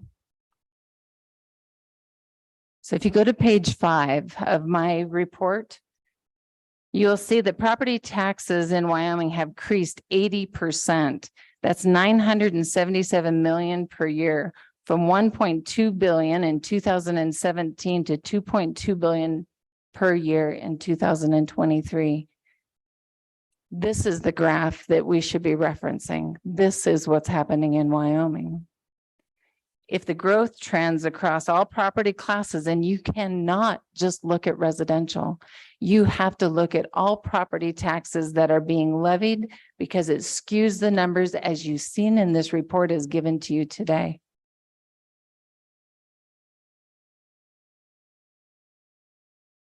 So if the growth trends across all property classes, residential, industrial, agriculture, commercial, non-mineral, continue at the same rate of growth over the next 5 to 10 years, as they've done in 2017, Wyoming will increase from 2.2 billion per year in 2023 to 3.7 billion per year in 28. That's just 5 years away, you guys. That's 67% more. And in 10 years, we're 6.3 billion.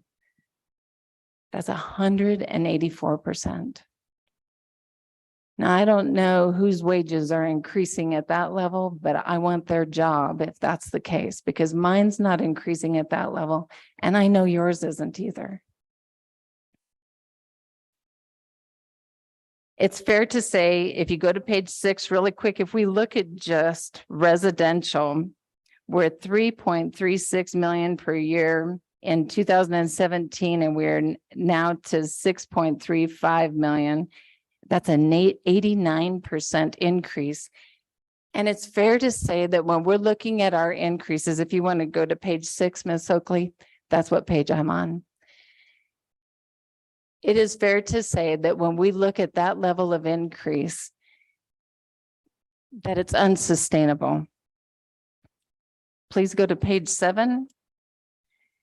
Education property tax revenue increased 81%.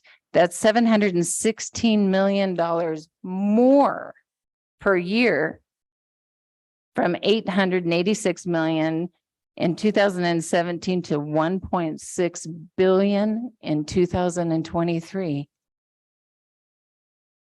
If the growth trends across, again, all property classes, how much can we afford for education? Is that correct? What is our budget? What is the number that we're striving for? Page 8. This is what I'm trying to point is why we cannot wait any longer for for a change to take place. Of the $977 million increase in property tax levies from 17 to 23, school districts, counties, municipalities, special districts have seen significant increases in their property tax revenues. Education, 1.6 billion, 81% up. Counties, 385 million, 76% increases. Special districts, 9.2 million, 87% increase, and municipalities, 27 million, 52% increase. We're on page 8.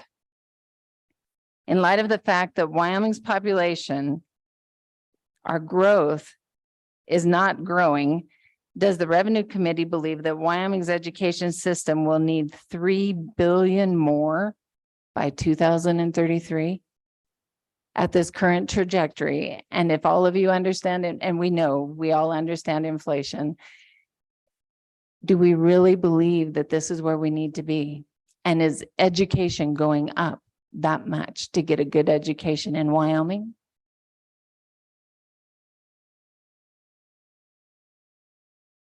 Page 9. Contrary to popular opinion, Wyoming is not a low tax state. We're a high spend state. We're the 18th highest in local tax revenue in the country. We're the 11th highest in property tax revenue in the country. We're the 14th highest spent on fuel taxes in the country, and the 18th highest state and local tax burden in the country. In spending, we are the 3rd highest state and local spending in the country, 5th highest in K through 12 education spending, 3rd highest in higher education spending.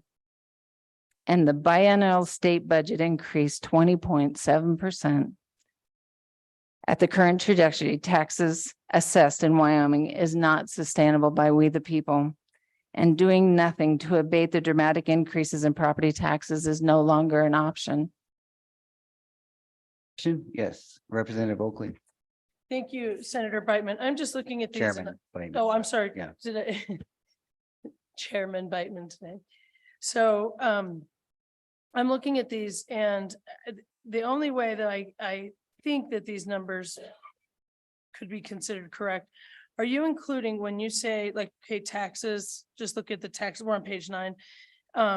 The 22,200 in direct and indirect tax obligations, are you including what minerals pay in this? Because I just don't understand. We're the 10th lowest is property taxes. We're one of the few without income tax.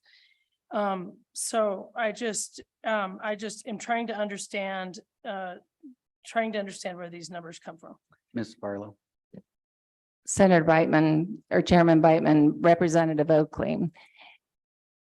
As stated in the beginning, at the current trajectory, at the rate of increase of which we're talking about, we are including all aspects of what's being taxed in Wyoming because you have to look at the complete picture. And these numbers, and you'll be able to look back in my appendix, it'll help to answer your questions. They're all supported by the Wyoming Taxpayers Association report, of which these numbers were pulled from. So you'll be able to reference them and cross-reference them to accuracy. Ms. Barlow, we are really way behind schedule and we have like 5 people behind you. So could you kind of? Okay, you know what? And I'll speed push up a little forward. bit? You Thank bet. And that's fair. Let's go to page 11. Let's just go to the scenarios. Because this is going to help you to see what's going on with the presentation that was given to you today on an acquisition basis. And actually what you were shown today was a cap study versus an acquisition study. If you look on page 11, you see our different scenarios that we've placed above. We've looked at, and if you just follow the first row down, we keep commercial, industrial, agriculture. You have to look at all of those numbers. You cannot separate them out. You also heard a question asked today, and I believe that it was by Senator McCowan about that very thing. It skews the numbers if you don't look at all of them together. So we looked at all of them together in this study. Your scenario number 1 is keeping up with the status quo. Scenario number 2 is a cap at 3%. And, you know, with the compounded annual growth with the CAGR set at 3, team set theirs at 2, but everything else grew at the same level. We don't have enough information to complete the acquisition side, as you see in scenarios 3A and 3B. But I'm going to leave it to the committee to look at my document and to come back to that, because I believe that this is something that actually provides you some answers versus what you were presented this morning, which was subjective based off of opinions. And it's, I feel versus true facts and statistics being used with Wyoming numbers. And I find it as a taxpayer appalling that we would pay a bill of $48,000 when we received a subpar study. I'm going to take you back to questions on 13. I'll let you look through my document. If you have questions, I want you to know I'm available after this meeting. And I do want to honor that other people want to testify, but I just have a few questions for the committee that I think are pertinent at this point, and not necessarily to be answered, but to be reflected on. Is the job of the Revenue Committee to raise as much money for the state as possible? Or is it to raise the minimum required to provide essential services?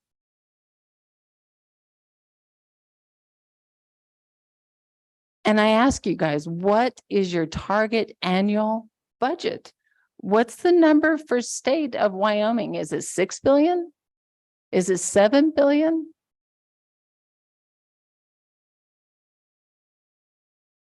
Another thing to think about. Do the people work for the state? Or does the state work for the people? And we have to start asking ourselves that question. If we're approaching the assessed value wrong, we need to fix it now.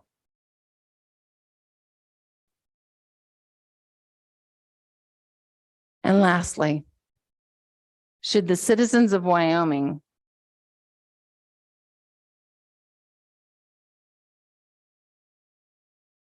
I'm going to back up a second. Property taxes went up 28% in 2003. Residential property taxes went up 19%, alone went up 19% in 23. Utility rates may go up 29% starting next year. The Transportation Committee is talking about raising a diesel tax. Monthly internet is increasing 7%. Double-digit inflation is going to increase in homes and auto insurance rates. Where does it stop? And I asked this back in June. Should citizens of Wyoming be able to plan, prepare for their annual government tax obligations like any other line item in their budget? With that, I yield.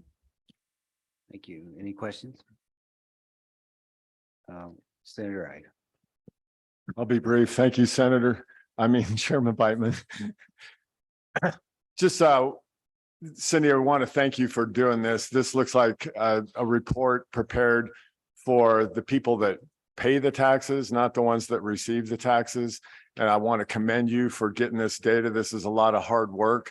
I like your narrative on we've got to look at all property classes, because what I've seen in my short time here is shifting the burden. And it always, I sympathize with the residential truly. Our elderly in particular, but we can't cherry pick these things and shift that burden to somewhere else and not address the spending side of this. So thanks for all of the data. I appreciate that. You're welcome. Senator McEwen. I want to ask you if you agree with the statement I'm going to make. The only way we can provide tax relief to anybody in the great state of Wyoming is to cut spending. We cannot just shift it to another version of another tax because the burden is still there. And whether you target property tax, sales tax, toilet paper tax, eventually some cut has to be made or there truly is no tax relief. Would you and your organization agree with that statement, ma'am? Thank you, Mr. Chairman. Ms. Barlow. Mr. Chairman, Senator McEwen, yes, I would agree with that statement. Okay, Representative. Thanks, Mr. Chairman. I was unaware we were representing an organization. Are you representing an organization that? I'm not, I'm myself. Oh, thanks. Representative Locke. Thank you, Mr. Chairman. And just really quickly, I want to thank you for the additional analysis. It's really a good help to see an additional cross analysis, and I really do appreciate it. Thank you. You're welcome. It was free. Thank you. We appreciate free. All right. Thank you. Thank you, Ms. Barlow, for your testimony and for your information. We appreciate that very much. Who's next? Please come on up and fill in the seats if you would. Introduce yourself to the committee. Mr. Chairman, my name is David North. I'm a county commissioner for Natrona County, but I am not representing the commission at this time. I'm representing myself. But I do have quite a bit of information from sitting in on a wide variety of property tax hearings over the last few years. First year I was on, we had 3,000 property tax hearings.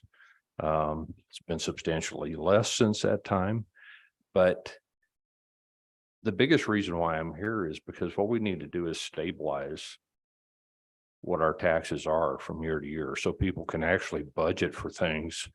And that includes the counties, all the way across the board. If we continue to have 300% and 400% property tax increases, which we have seen on several properties because of mass market appraisal, people just can't afford to keep doing that. And that's really what I wanted to express, is that we need that stabilization. As far as acquisition versus mass market analysis, you're doing the same thing. It's a point of time. The problem that we have with mass market is that with mass market, you're trying to find comparable properties, and that's not always possible. You're comparing apples to oranges in many cases, and that's not fair to the people. When you start comparing a purged mobile home that sits on a half acre of property compared to a a mobile home that's sitting on 10.5 or 20 acres of property. And you're making that the same standard under Marshall and Swift as you would a stick-built home. That's not right. That's not fair to the people. You're comparing a 1980s mobile home compared to a stick-built home that can continually be reestablished and built, and brought up to standards. You can't do that with a mobile home. That's just one example. Those are the kind of things that we need to really correct. We just have a lot of things that we need to look at as far as how these taxes are assessed and how we're doing it. And that's the reason why I'm here today. I just want something fair. You guys have the tough job at this point, not me. You're going to hear a lot of stuff from a lot of different people, and you're going to hear, how we need to do it and what we need to do and everything else. I'm glad you're the ones that's making that decision and not me. I'll tell you that right now. It's a tough decision. We can do things where we can control how much those taxes go up. We do need to do something for the people that have been here and own their home for a long time. We need to make sure that they can continue to live in their home without having to worry about being kicked out. There's a lot of things that you can look at, a lot of different areas that we can put into something that's going to work for everybody, or at least the majority of people. Nobody's going to be happy. No matter what you do, there's going to be a few people that are not going to be happy with what happens. But if we can work on things and minimize the amount of the taxes that go up, and I've heard a lot of different problems with acquisition. It's like, where do you start? Okay, if you bought your house 60 years ago, yeah, no, that's not a right time to start. But if you go back a few years and we go back, to where we can do that. But the number of houses, they say that the average house is turned over every 5 years. Every 5 years, that price goes up as far as property taxes go, because you're paying on that acquisition value. And I know that that's the average. That's not across the board. But if you look at something like that, it is fair and equitable. You start talking about adding on. If you're adding on to your house, well, if you add onto your house right now, you pay that property the additional property tax on what that addition is worth. That's no different than changing things out and selling your property. If you're going to make improvements, there are ways that we can do that without being overly burdensome to our taxpayers. And that's really what I would like to see. I don't have the answers. I'll tell you that right now. I'm not going to claim to have the answers. I just want to make sure that everybody is looking at the same thing so that we can come up with a good answer for the citizens of this state and make it so that they aren't having to worry about losing their homes in a few years. So with that, I will take any questions you may have. Thank you, Mr. North. With that, since we're on the acquisition value study topic, do you support us continuing to look at implementing an acquisition value system, or do you think we should move on to different ideas? What's your opinion on the acquisition value? Mr. Chairman, I believe that acquisition has its place. It may not be the silver bullet that everybody says. I think if we look at acquisition, it may be a blend of several different things, and that's the reason why I wanted to speak about this today. I don't think there's any one silver bullet that we have. I think that we have to look at everything across the board. We have to open up our eyes and we have to really explore all of our options. And there's several of them out there. There's a lot of things. That's just one thing. But I'm not going to take up any more of your time as far as that goes. So any other questions? Thank you. Co-chairman Harshman. And good morning, neighbor. Commissioner North, appreciate you being here and your service. You mentioned you had, when you first, or a couple of years ago, 3,000 appeals. Yes, sir, we did. And what is that most recent number? This year is substantially less. It has dropped. I couldn't tell you an exact number because we've had a lot of them. We've had a lot of appeals. The assessor has corrected or taken care of a lot of those outside before the hearings. A lot of the hearings that we've actually had this year, They've actually taken them back. We've tabled them. We have not remanded them back to them. We've actually tabled a large percentage of ours so that they could actually correct them. And so the question really, and then, so what do you see? I mean, the phone calls I get are really about the stratification issues or what homes, and you talked about that, what group you're put in. Nearly every call I get is from that, hey, they got me with these $1 million homes over the hill. I never even drive that road. And as the assessor work to kind of, clean those, I mean, that's a local issue that the assessor stratifies those. yeah, How when is you that- start, when you start talking about LEAs and how things are Right. stratified and how they're grouped together, I am not a fan. I'll just leave it at that because there's issues that are associated with that. And that's where that's when you start getting into that mass appraisal system. It's because when you start looking at a mass appraisal, you're trying to get a number of comparables that aren't always comparable. There's a lot of times that they're not even close. And when you start putting them in the same neighborhood or different things, it's just not, we can go back. We need to give some flexibility back to the assessors. We need to give some flexibilities back to the commissioners that are here listening to these hearings so that the commissioners actually have more authority. Right now, the way it's written, the commissioners cannot even use our knowledge of the area if it's not presented in the evidence. So even though we know the area really well, we can't even do anything about it. We can't bring it up unless it was presented in the evidence. What good is that?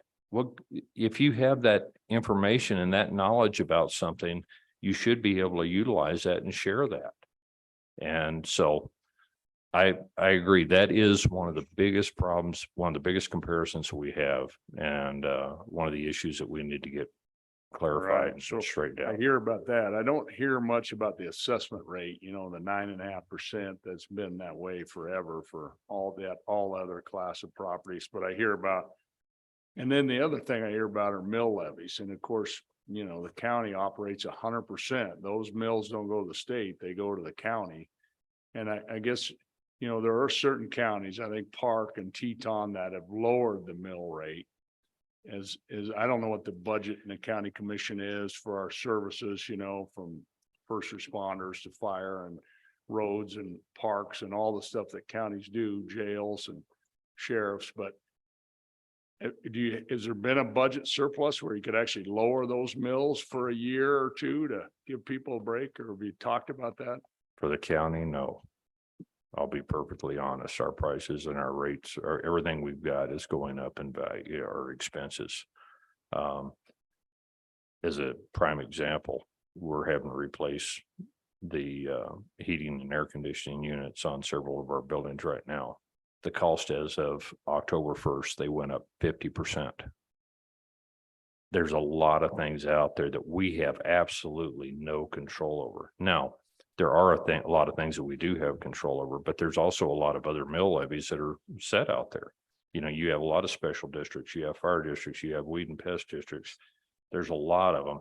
And that's usually where I hear the complaint is that, okay, we can cut those back.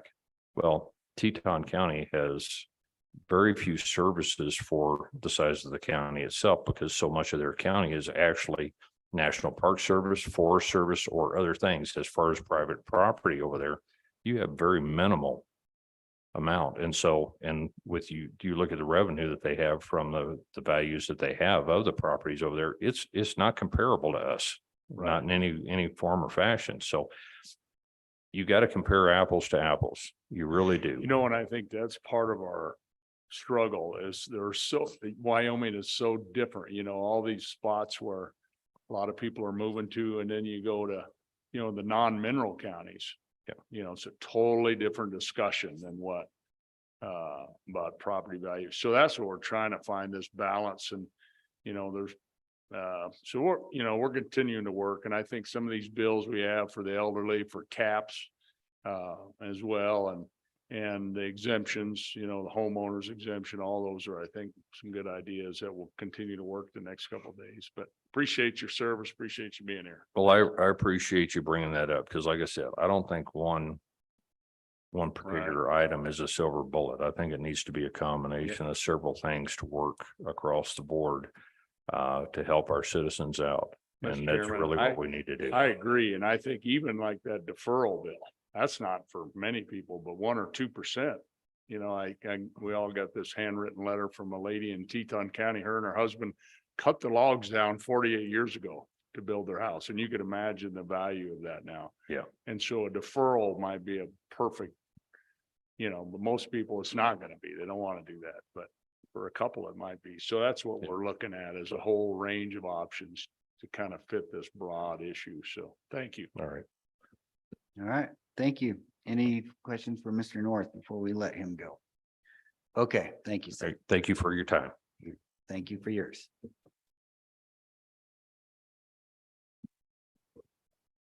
Good Thank you, morning. Mr. Chairman. Good morning. Thank you, committee members. My name is Susan Martin. I live at 15606 Bates Creek Lane in Natrona County.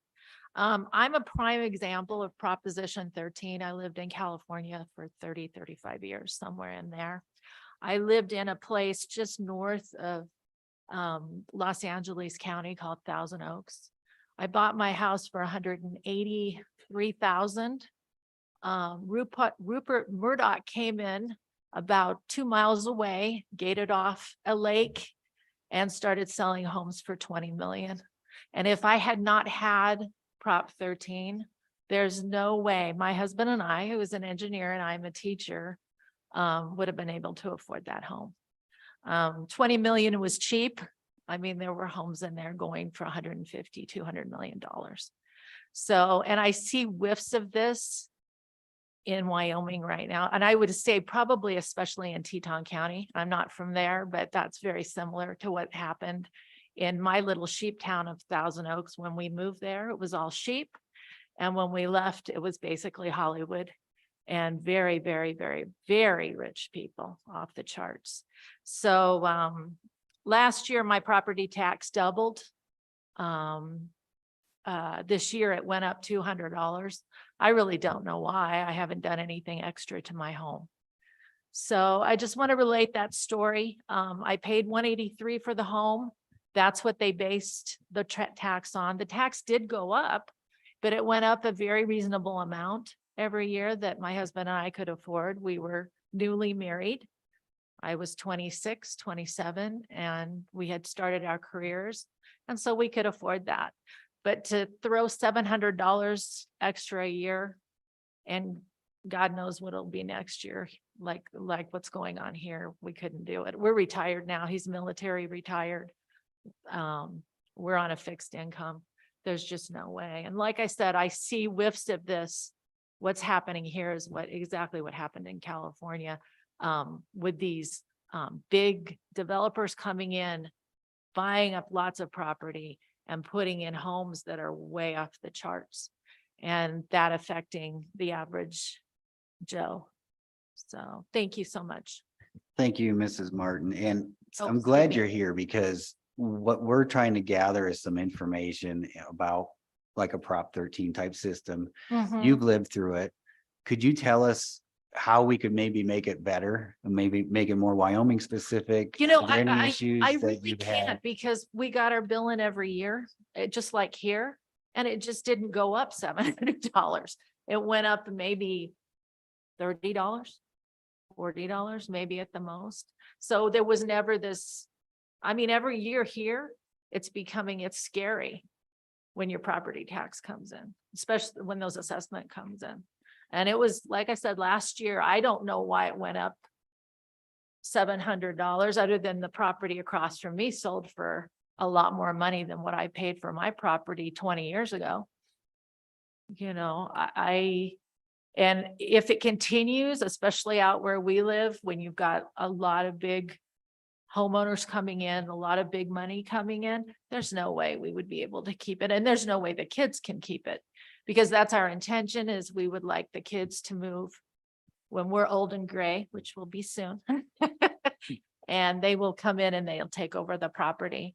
And this is not a big ranch or anything like that. It's, we have about 14 acres out there with a home on it. But if it continues to go up, like I said, I see whiffs of what happened in California. Luckily, we had Prop 13, so we were able to stay there. I was in that home for about 15 years. Thank you. So. Representative Bear has a question for you. Thank you, Mr. Chairman. Ms. Martin, thank you Yes. for being here. And I too appreciate your sharing your experience with Prop 13. My question is, during that time frame when your taxes were going up very reasonably during that 15 years, did you see a significant reduction in government services during that time that caused No. concern? No, and it's Through the hard. chair, please. It's so different, I'm sorry. Sorry, through the chair, please. Oh, I'm sorry. Gauging that with California, because there's so many large issues there compared to Wyoming. They need so much more money there. So, when I hear the report that the gentlemen bring in and they talk about California, the population is so much bigger. It's just so much different money wise there. I just know that every month, we could afford our mortgage. And the fact that we thought maybe there would be an increase of $30, we didn't have to worry about that for the property tax coming up. Here, it's a worry. It really is. All right, looks like there's no more questions. Thank you so much. Thank you. Thank you. Good morning.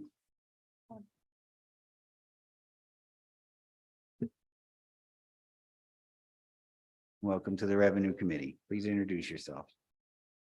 Greetings, Chairman and committee members. My name is Rosemary Saban, Natrona County resident. I've been contemplating numerous things while considering what should be said here today.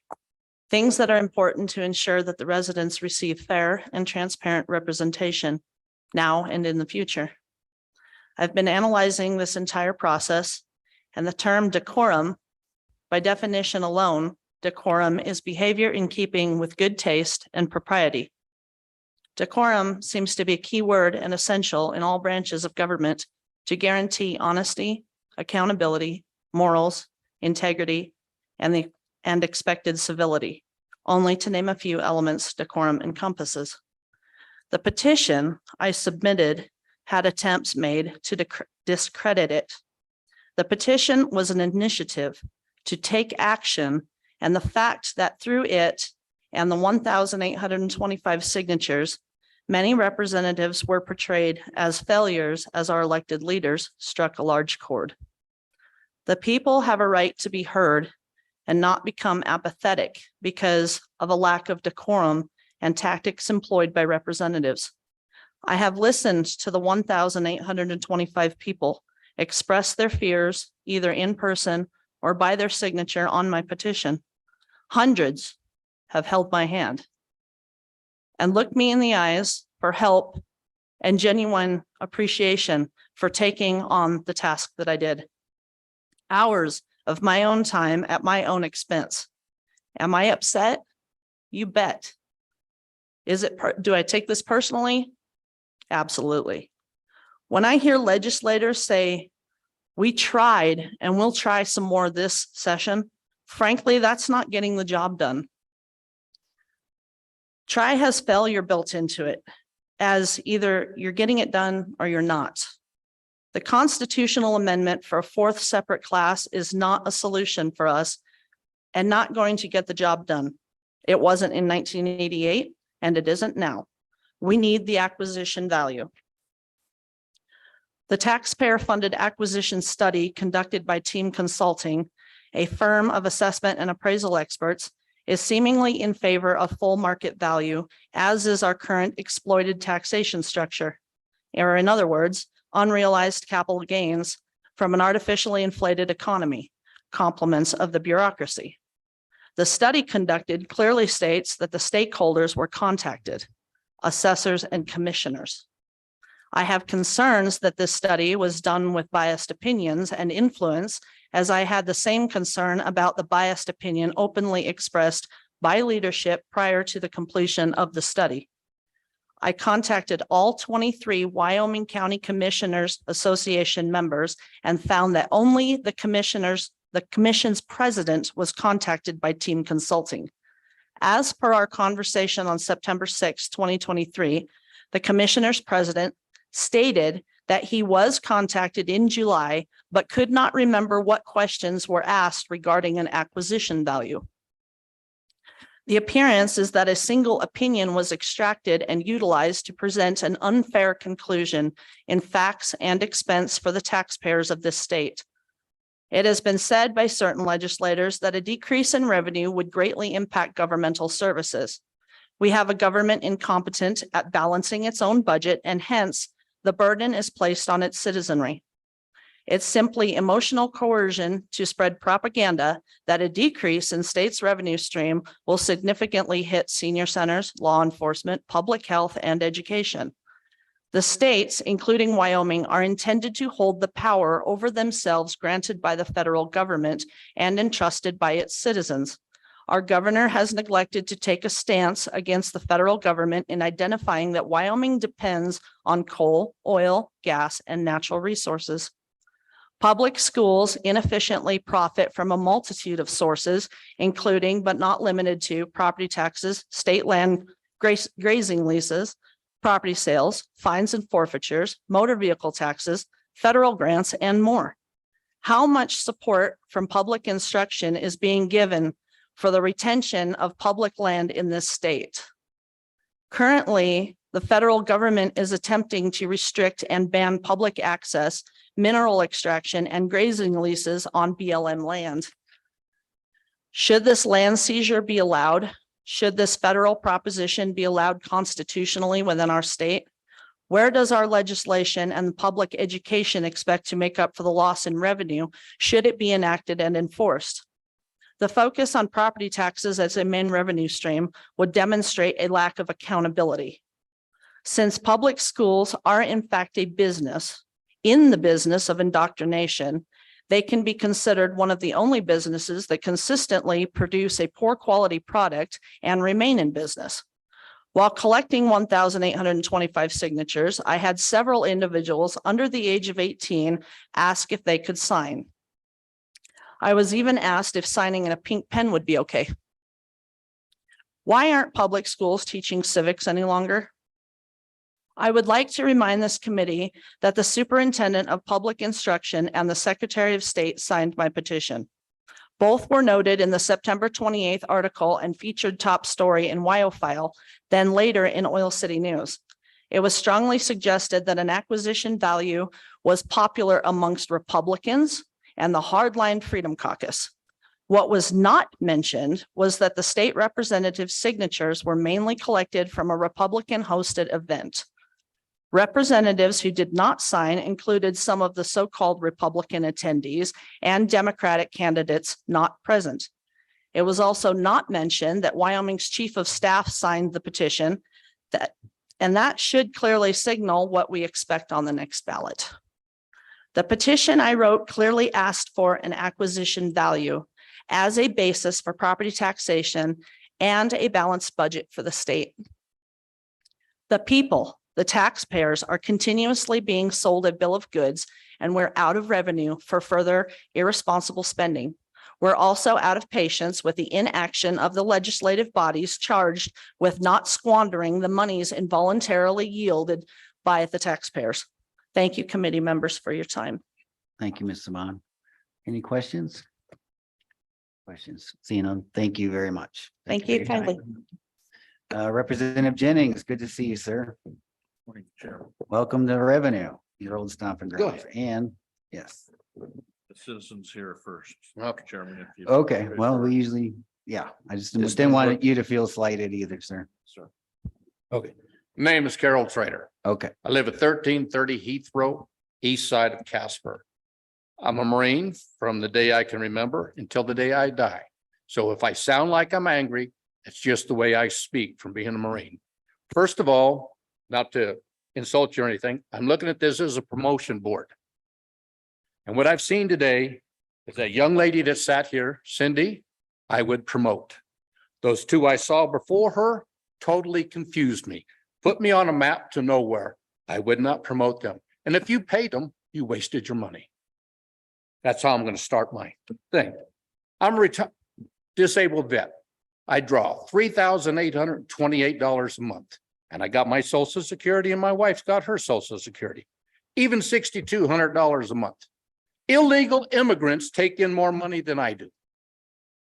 And you're paying them with our money to start. You're not paying the VA. 100%ers get less than an illegal immigrant.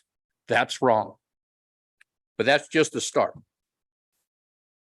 I can pay my taxes. I may not like to pay high taxes. I can pay them. But if I die tomorrow, I have set up for my wife taxes so far that I saved for almost 4 years, as long as you don't raise the taxes. My house is paid for because I've moved and moved and moved. I busted my butt to pay that house.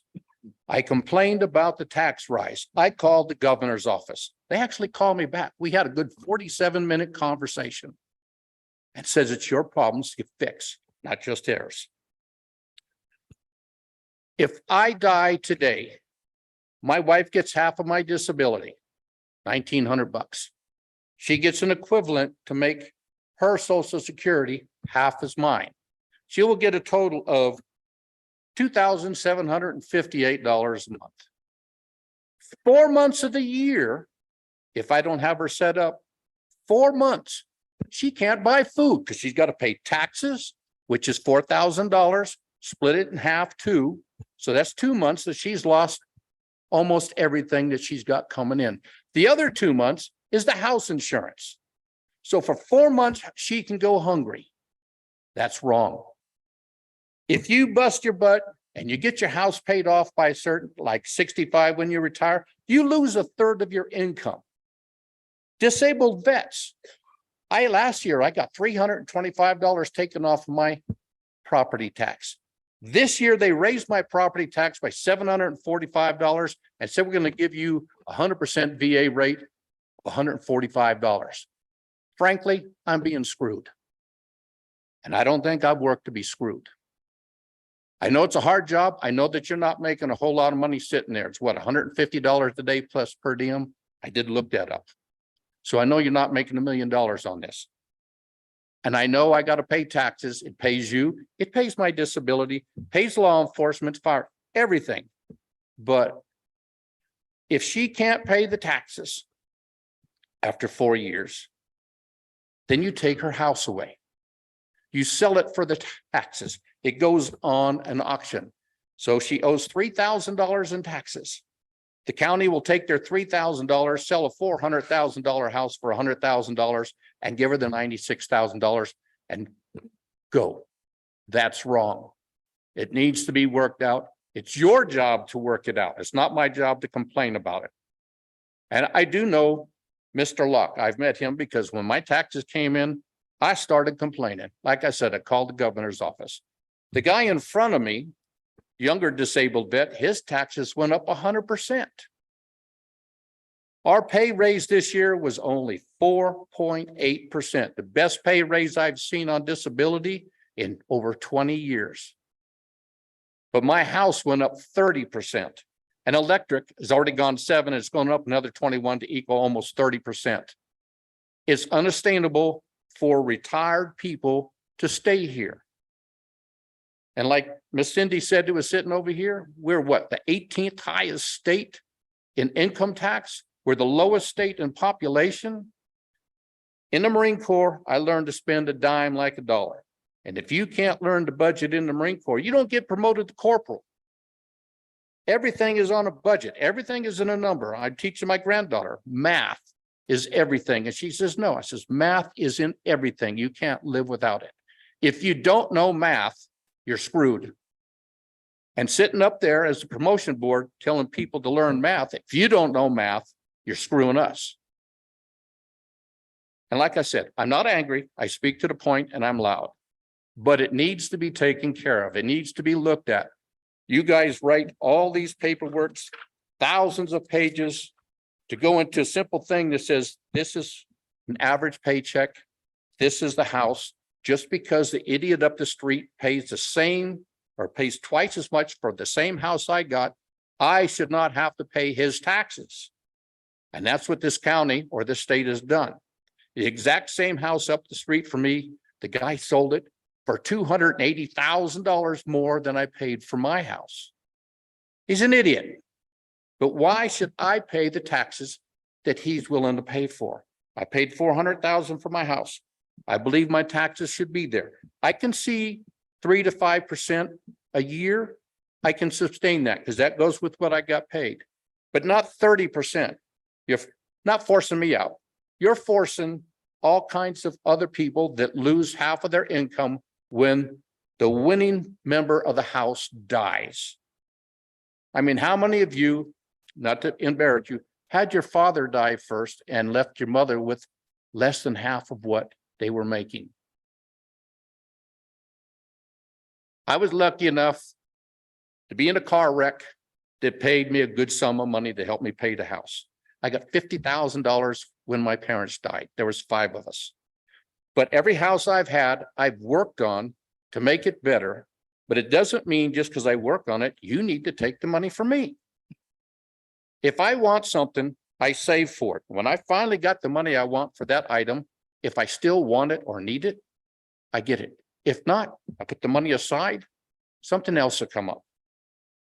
You need to do the same thing. There's a lot. I was told there's 600 coffee cans with names in it for different jobs. Some of that stuff should not be paid for by the state and the people. Do you have an itemized list of what this state or county has got to pay right now for us to look at? No. So if you don't, you came here ill prepared to talk to us. And I'm sorry if it sounds like I'm scolding you, but that's just the way I am. And like I said, you're a promotion board.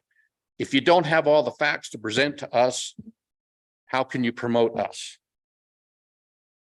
Thank you, sir. Any questions? I'm sorry if I seem like I take control. That's just, I'm a retired master sergeant. I'm a grunt. And we appreciate your service. Thank you. I had Thank fun. you. Any questions? No, thank you very much. Okay. All right. To you, Representative Jennings.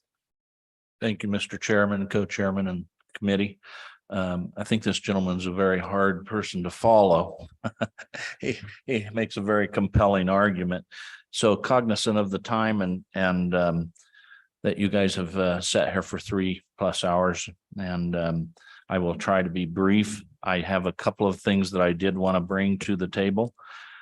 Being the author and the reason you're sitting here this morning on this particular item, I felt like there was, I have not as of yet ever given a disclosure as to why I ran this other than to go towards acquisition value. And so I wanted to give a couple of things that I gave this. The worst case scenario in running this was to see how the opposition would fight the switch going to that. And in that, I thank the people that put this study together, even though I think there were problems there. I think they succeeded in that. I think we're seeing how some of the opposition is going to fight. Probably hear a little bit more later. My best hope was that that we would avoid some of the pitfalls of Prop 13 in California, that we wouldn't step in because we are not California. On the other hand, the people in California love this. They had opportunity to get rid of it a number of times. They've not been able to do that. The reason that they've tried a number of times is because people like us, the politicians and the bureaucracy, they do not want to see acquisition. So I want to point out a couple of problems that I had, and they've been alluded to on page 3. I wanted to reiterate this as you guys begin your deliberations. The interviews were interested stakeholders. It's at the very top of page 3. And it's been pointed out, all of these stakeholders are recipient. They are beneficiary. And I don't know how you get a good study if you don't talk to the people that are footing the bill. That's these people that you've been listening to for the last hour. They're the ones that have to pay it. Inside this, and I've heard it said that these stakeholders are made up of people and therefore they're paying property taxes too. That's true, but they're also a beneficiary. And so I see that as a problem in this particular study. And not that they would have had to talk to all 580,000 of us. But I'm pretty sure with considering no more people are in the room and how many people came and testified that they'd like to see us move to acquisition value, they could have found a few taxpayers that were actually footing the bill and gotten a few opinions. So I see that as a problem. The second one is just glaring to me that hopefully this committee will take note of.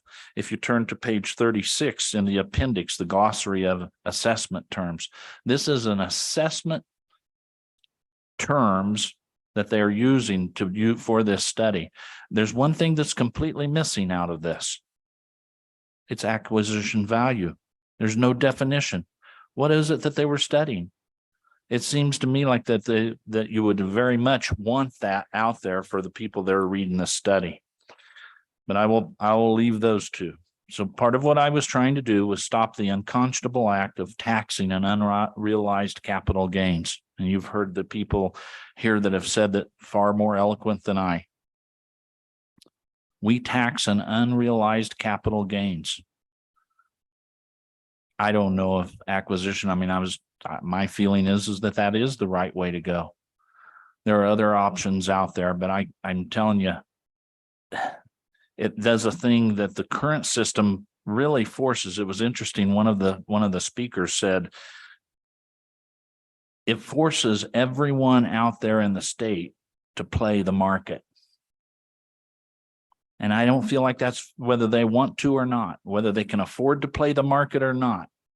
Somebody else comes in, their taxes go up. The valuations go up, CAMA system, they're forced to go up. They're forced to play the system. And last, I would ask Mr. Chairman, I would ask this committee to begin drafting legislation in keeping with the goals of this. I'm not saying that the body will accept it. I'm not saying that the people will accept it. I'm saying that it would behoove us, we're spending this money for what I think has some very serious flaws in the study, but it's a starting point. And it's a place where, you've listened to the testimony, so I would ask you to put forward some kind of draft. With that, would I take any questions, Mr. Chairman?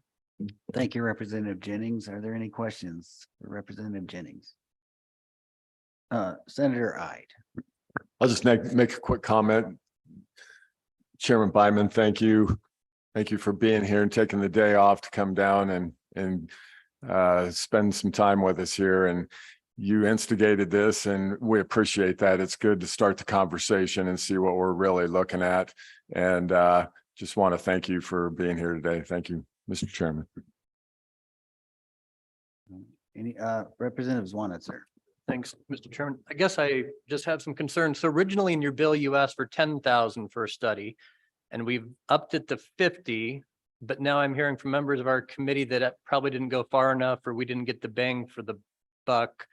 So I guess my question is, do you want to, put it out again for more study? Or, I guess I don't like to be called an opponent because I feel many of us up here who weren't super comfortable with this knew that it had constitutional issues. And I think the study said there's 3 different constitutional amendments we need to fix, and maybe we can. So it kind of came back kind of like at least what I was thinking. It was, here are the issues it would take to implement this. And it might be too big of a hurdle, but I guess I do have some concerns that I keep hearing.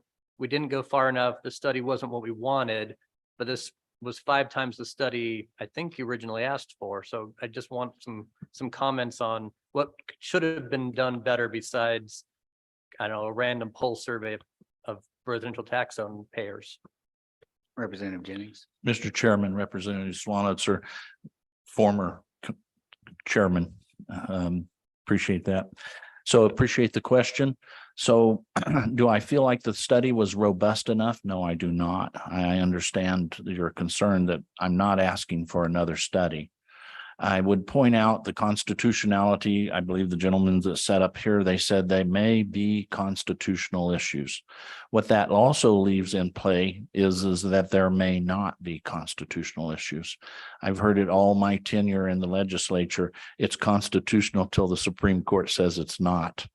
And so I would argue at this point that probably what we should do, absolutely, you as a committee should be looking at this. You should take the study, the information that Ms. Barlow got.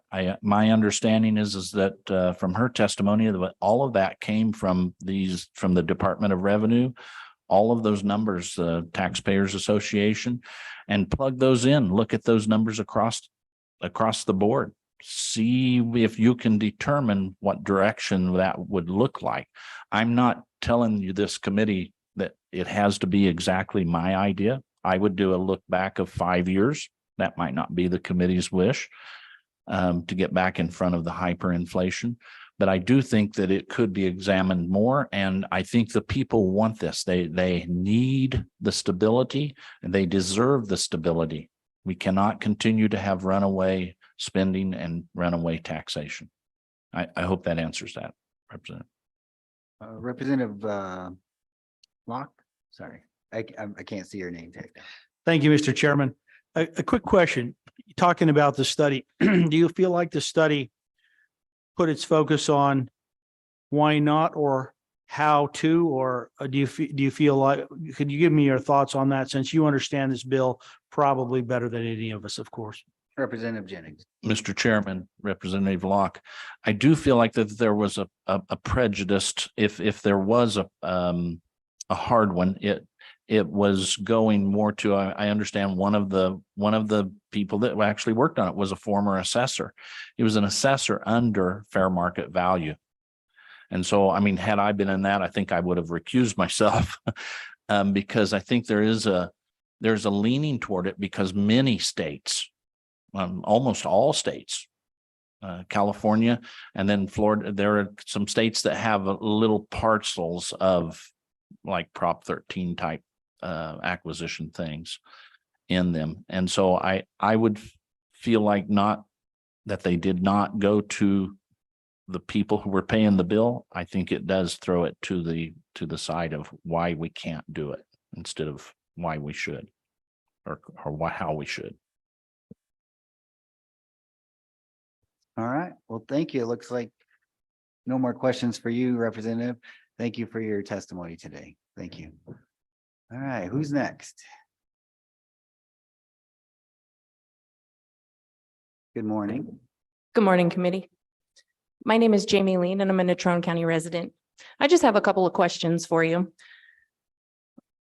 So what can we do for immediate relief? I know that you're looking at changing all kinds of laws, and by the time the Department of Revenue updates their information and it gets back to the county assessors, best case scenario, 3 to 4 years. What can we do for right now? I want to give you an instance. We have a family here in town that's good friends with us. They happen to live at an address that I'd be happy to email all of you so that I don't give away her personal information. She's had an 80% increase in her taxes as a single mom. 80%. She bought her house 5 years ago. She has made 0 home improvements. She has done maintenance to her home, but no home improvements. As a single parent, with the cost of inflation or devaluation of our dollar, whichever way you want to look at it, it makes it impossible for her to maintain her budget, taking on a second job and taking time away from her family. In Wyoming, one of our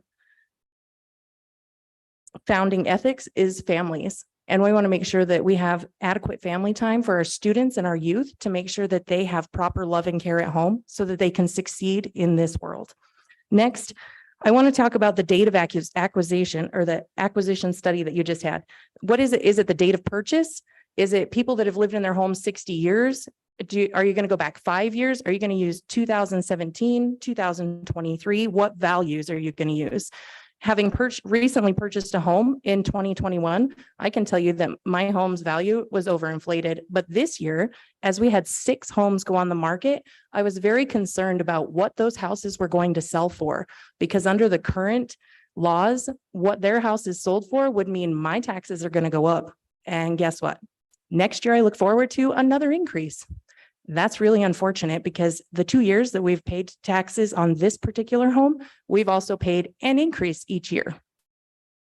Next, I want to talk about the Natrona County Treasurer is kind enough to print you an itemized property tax assessment of where penny for penny, where your money goes. So every treasurer in the counties in Wyoming has this ability. And I want to make sure that everybody knows that they can go and gather this information. So then you can see just how much money your home, when you pay your property taxes or your commercial property taxes, is going to education, it's going to the state, what percentage is coming back into your community. And I think that's important for people to know that they can do that.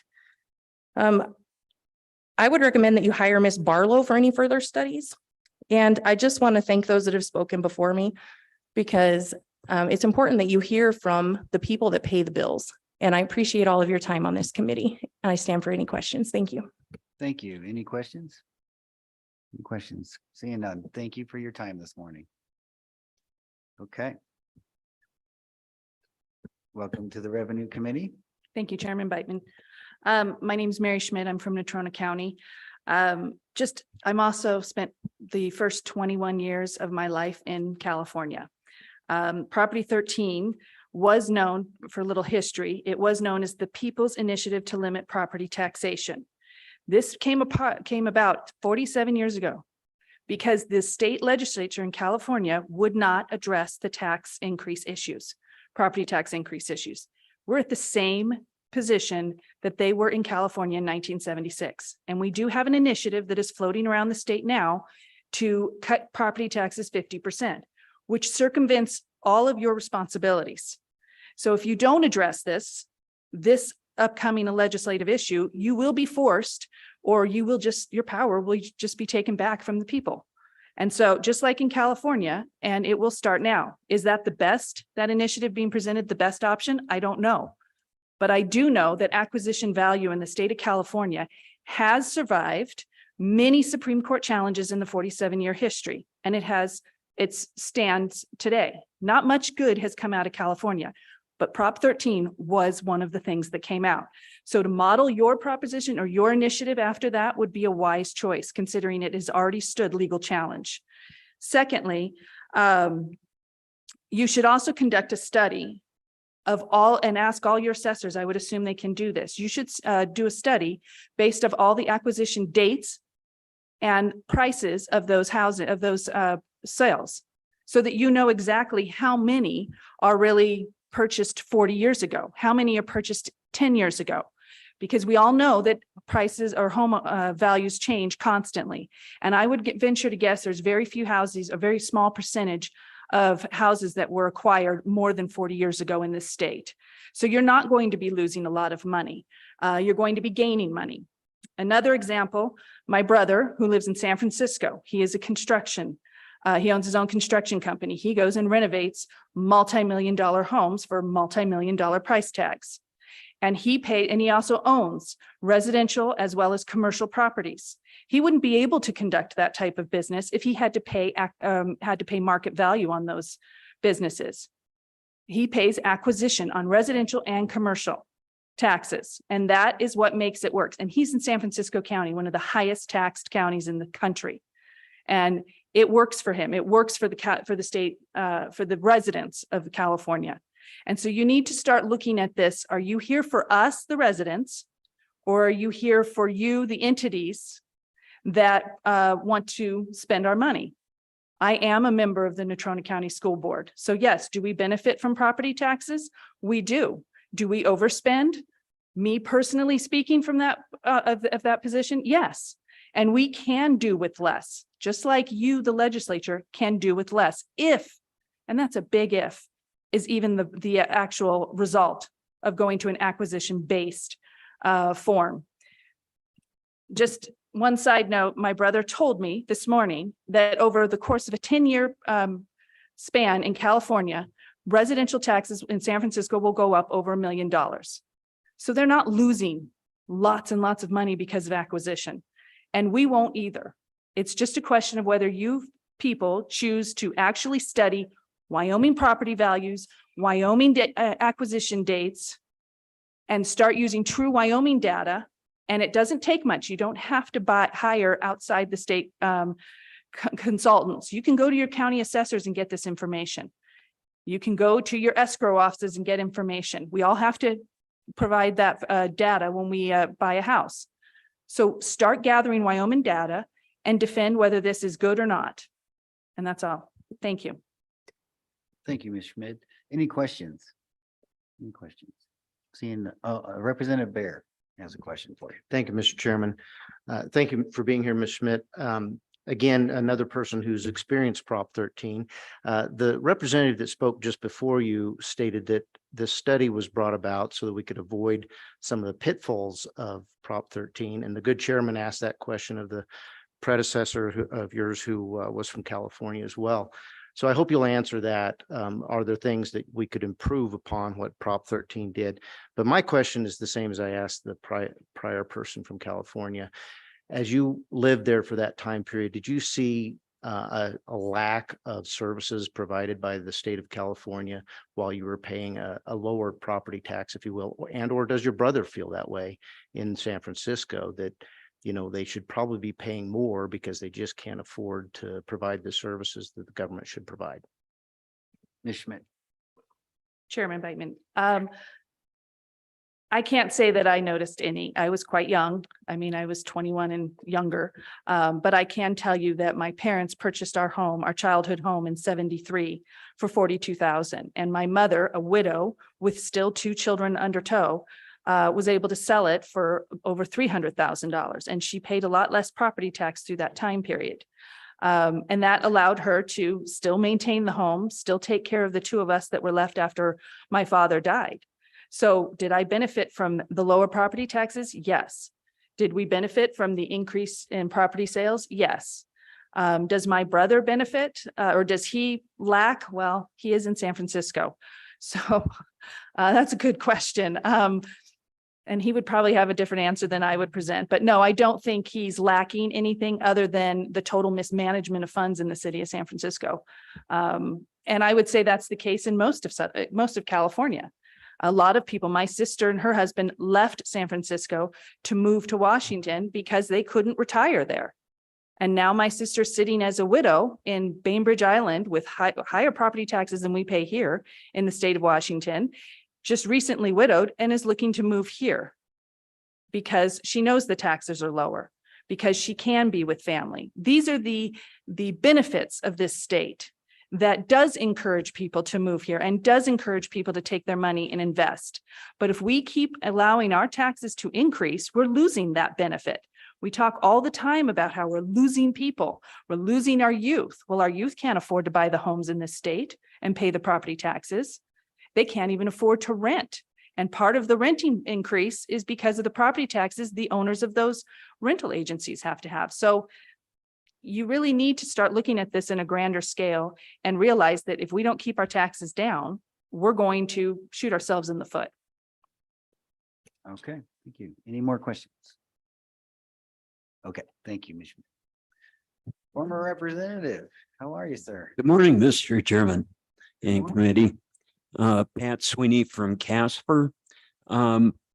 Just like to quickly thank Representative Jennings in his comments and Cindy Barlow for her comments.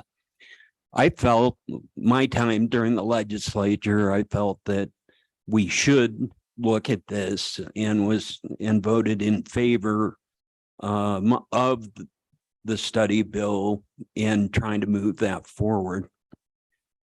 The bill did evidently say that we're studying residential. I guess I would have preferred all classes also, but that's what the legislature prescribed. So these shots basically at the consultants, I think, are misplaced because that's what their job was doing. I don't know if I, after reading the study, totally agree that they were swayed one way or the other. I suppose you could look at it that way, but I wasn't after reading the results.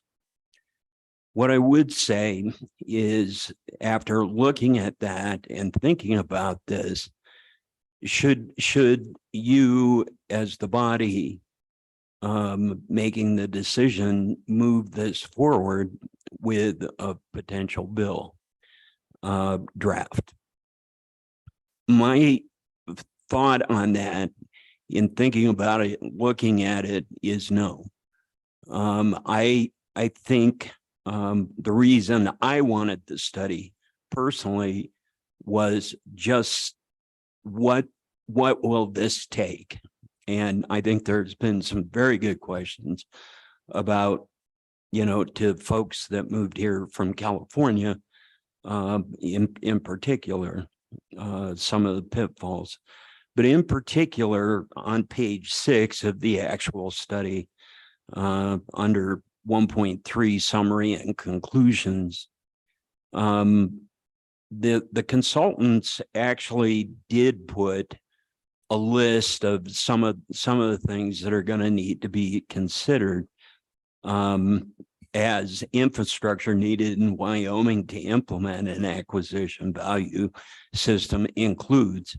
So if the committee does see fit to move forward with a piece of legislation, my opinion is the constitutional amendments needed should be the absolute first thing that you bring forward in conjunction with a bill. My estimate on that bill, it's probably going to be, could be as many as 100-page bill, could be longer, just the implementation. And I think you're putting staff at a total disadvantage at this time to draft something that complex and get it ready for session. But within that, some sort of a resolution for a constitutional amendment. And then I think if the citizenry can be alerted and potentially know what they're voting on as far as a constitutional amendment, if that passes in November of 24, then I think you've got a clear path forward. The cost is the other thing that has been left out of the equation on all of this. This is not a quick fix by any means. I would guess that we're looking at probably 4 years at a minimum to move towards this. And how much the different costs, I mean, just the valuation system, I think they've done a really good job of pointing out most of the expenses and probabilities, but not pinpointing. So that would be my preference right now is this is going to take too long. It's going to be costly. And it's not in the end, probably not going to be the right decision in my mind, but obviously that's your vote, not mine. What I do believe is that if we look again on some of the other remedies that you will hear an hour and a half ago from the folks from Park County and some of our assessors, I think there's really good information in there. There's also good information in Cindy Barlow's report to you. But I don't want to see us go to a personal income tax when we're comparing to California. I think they've got a personal income tax and lots of other taxes, and I don't want to see us go there.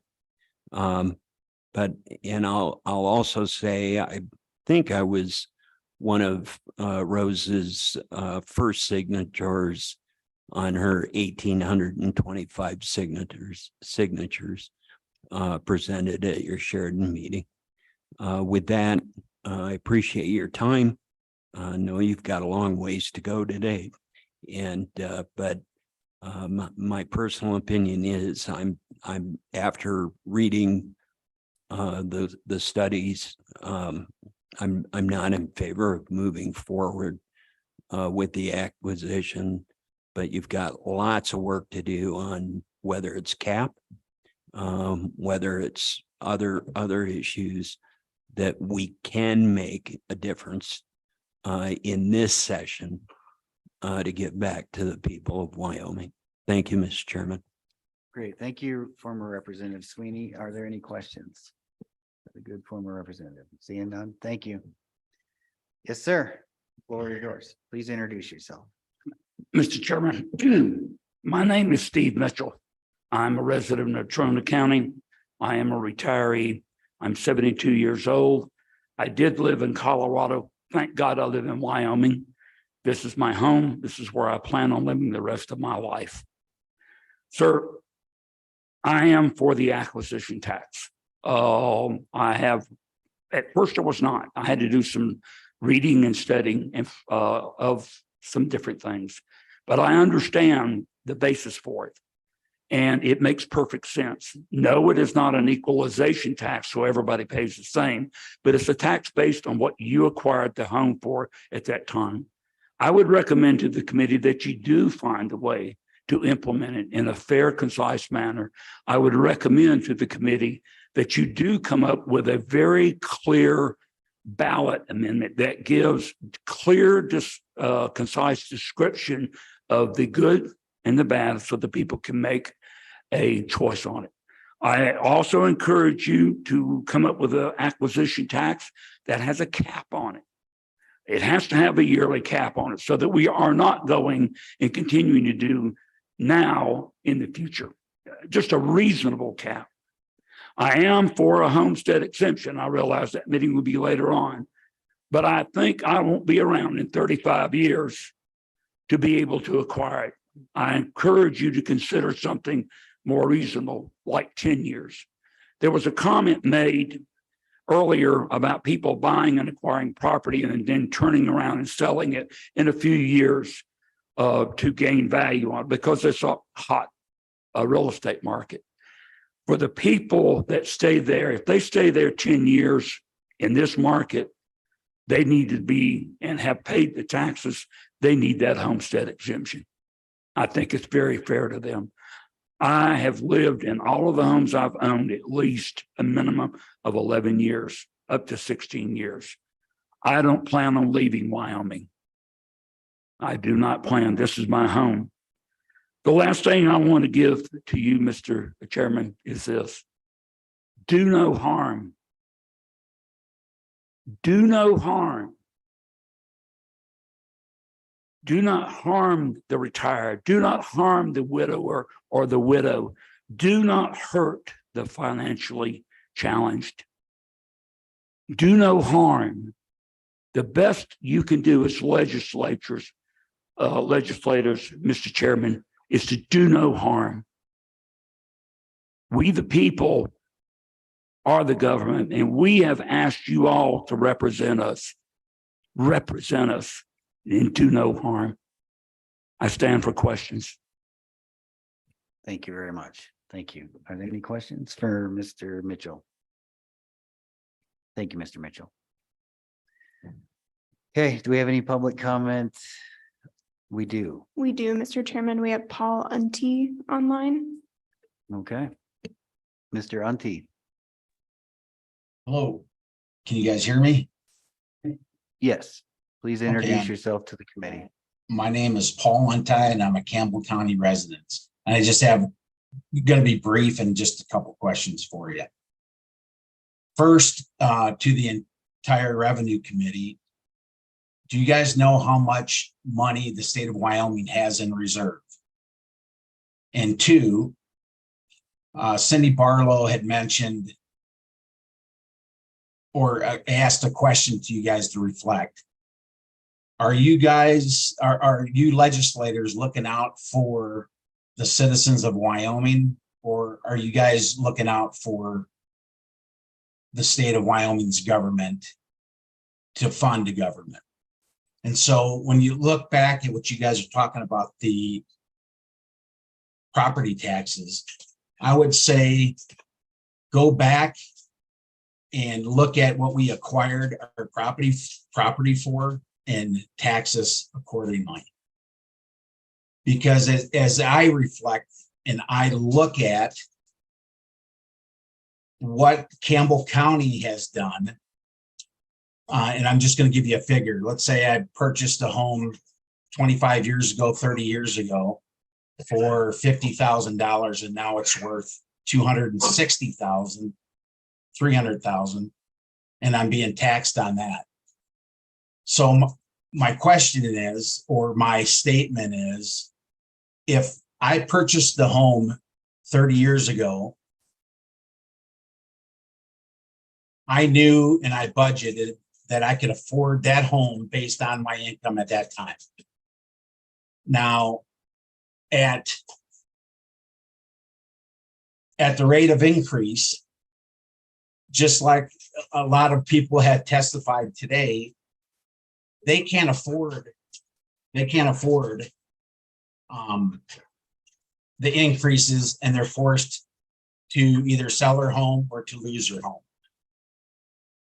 So I would say I'm in favor of what we purchased the home for is what we should be taxed on. Whether we made upgrades, whether the market value says that our home is worth $1 million today. If a person can purchase a home for $350,000 today, they can afford the taxes in Campbell County on that home. And I don't think that you should penalize the folks that have been here for a while or what they purchased their property for, to give them some type of an assessment that's not real and kind of inflated. But thank you.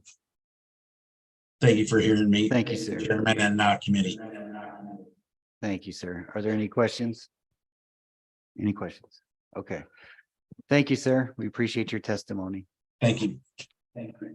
All right. Do we have that? All right. That concludes public comment. Public comment now is closed. Committee, is there any directives? Yes, Representative Locke. Thank you, Mr. Chairman.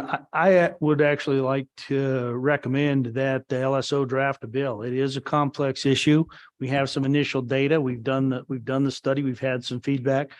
So I'd like to request that the LSO at least begin drafting an initial bill for our review and the appropriate resolutions for if we believe they exist there. I think it is a complex enough process. I think the study brought us some data. We might disagree and in some cases agree, but I think we've got an opportunity here. I think we are hearing the people tell us they need some solution. I don't think we should disregard it. So I'd like to make that recommendation to this committee. Thank you. Thank you, Representative. LSO, do you have the information you need to start that work? Or do you have any questions for Representative Locke for clarification? Thank you, Mr. Chairman. Josh Anderson, LSO. Just to clarify, would this be a constitutional amendment or just a bill to implement it, or both, Mr. Chairman? Representative. Thank you, Mr. Chairman.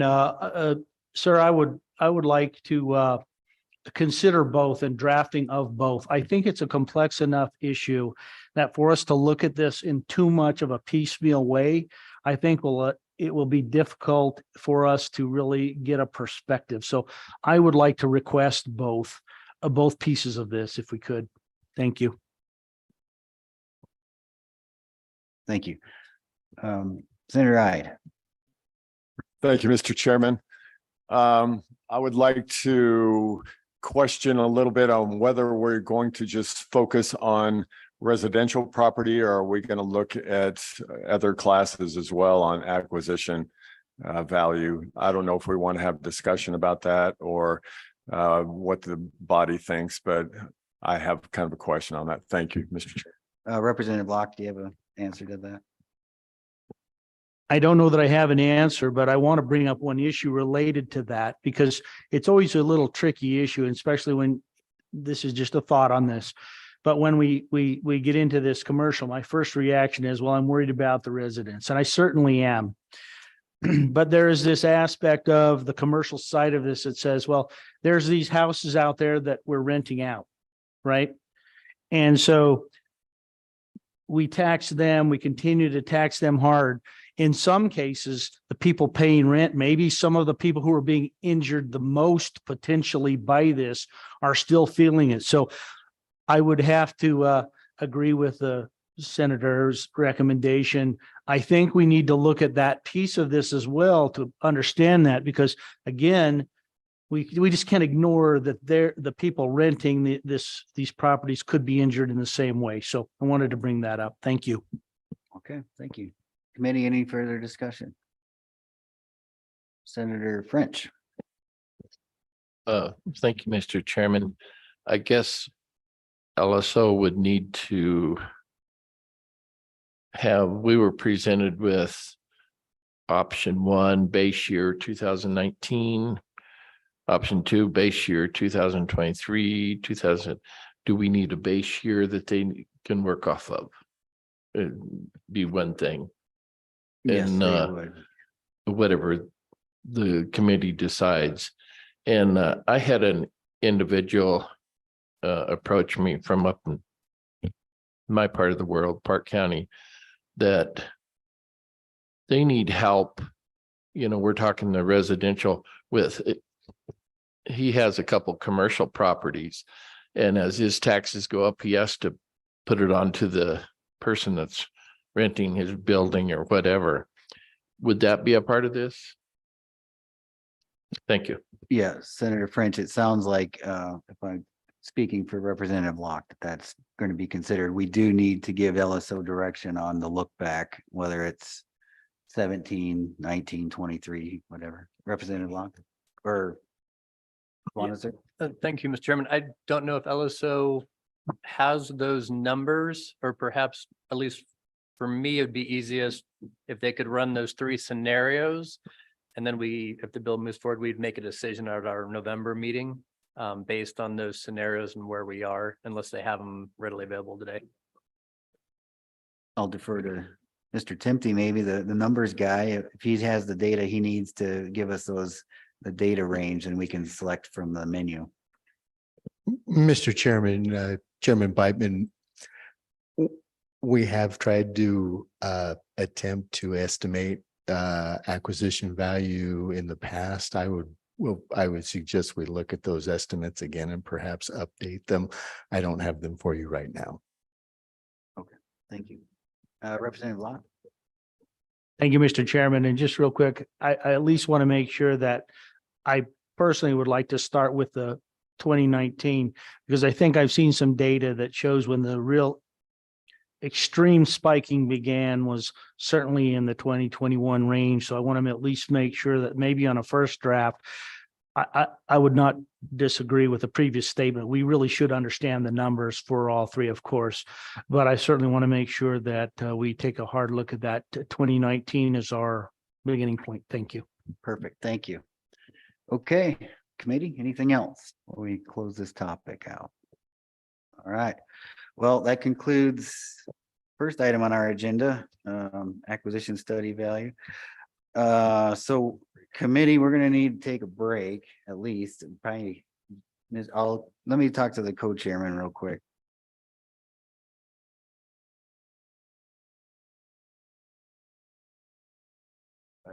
All right, why don't we do this? Why don't we do lunch now? Since we're at a pretty good stopping point and we're pretty much right up to lunch, and then we'll come back with property tax refund program update from the Department of Revenue. So with that, we'll take an hour lunch and we'll be back here at, what time is it now? Let's be back at 12:45 committee. And we'll stand at recess until 12:45.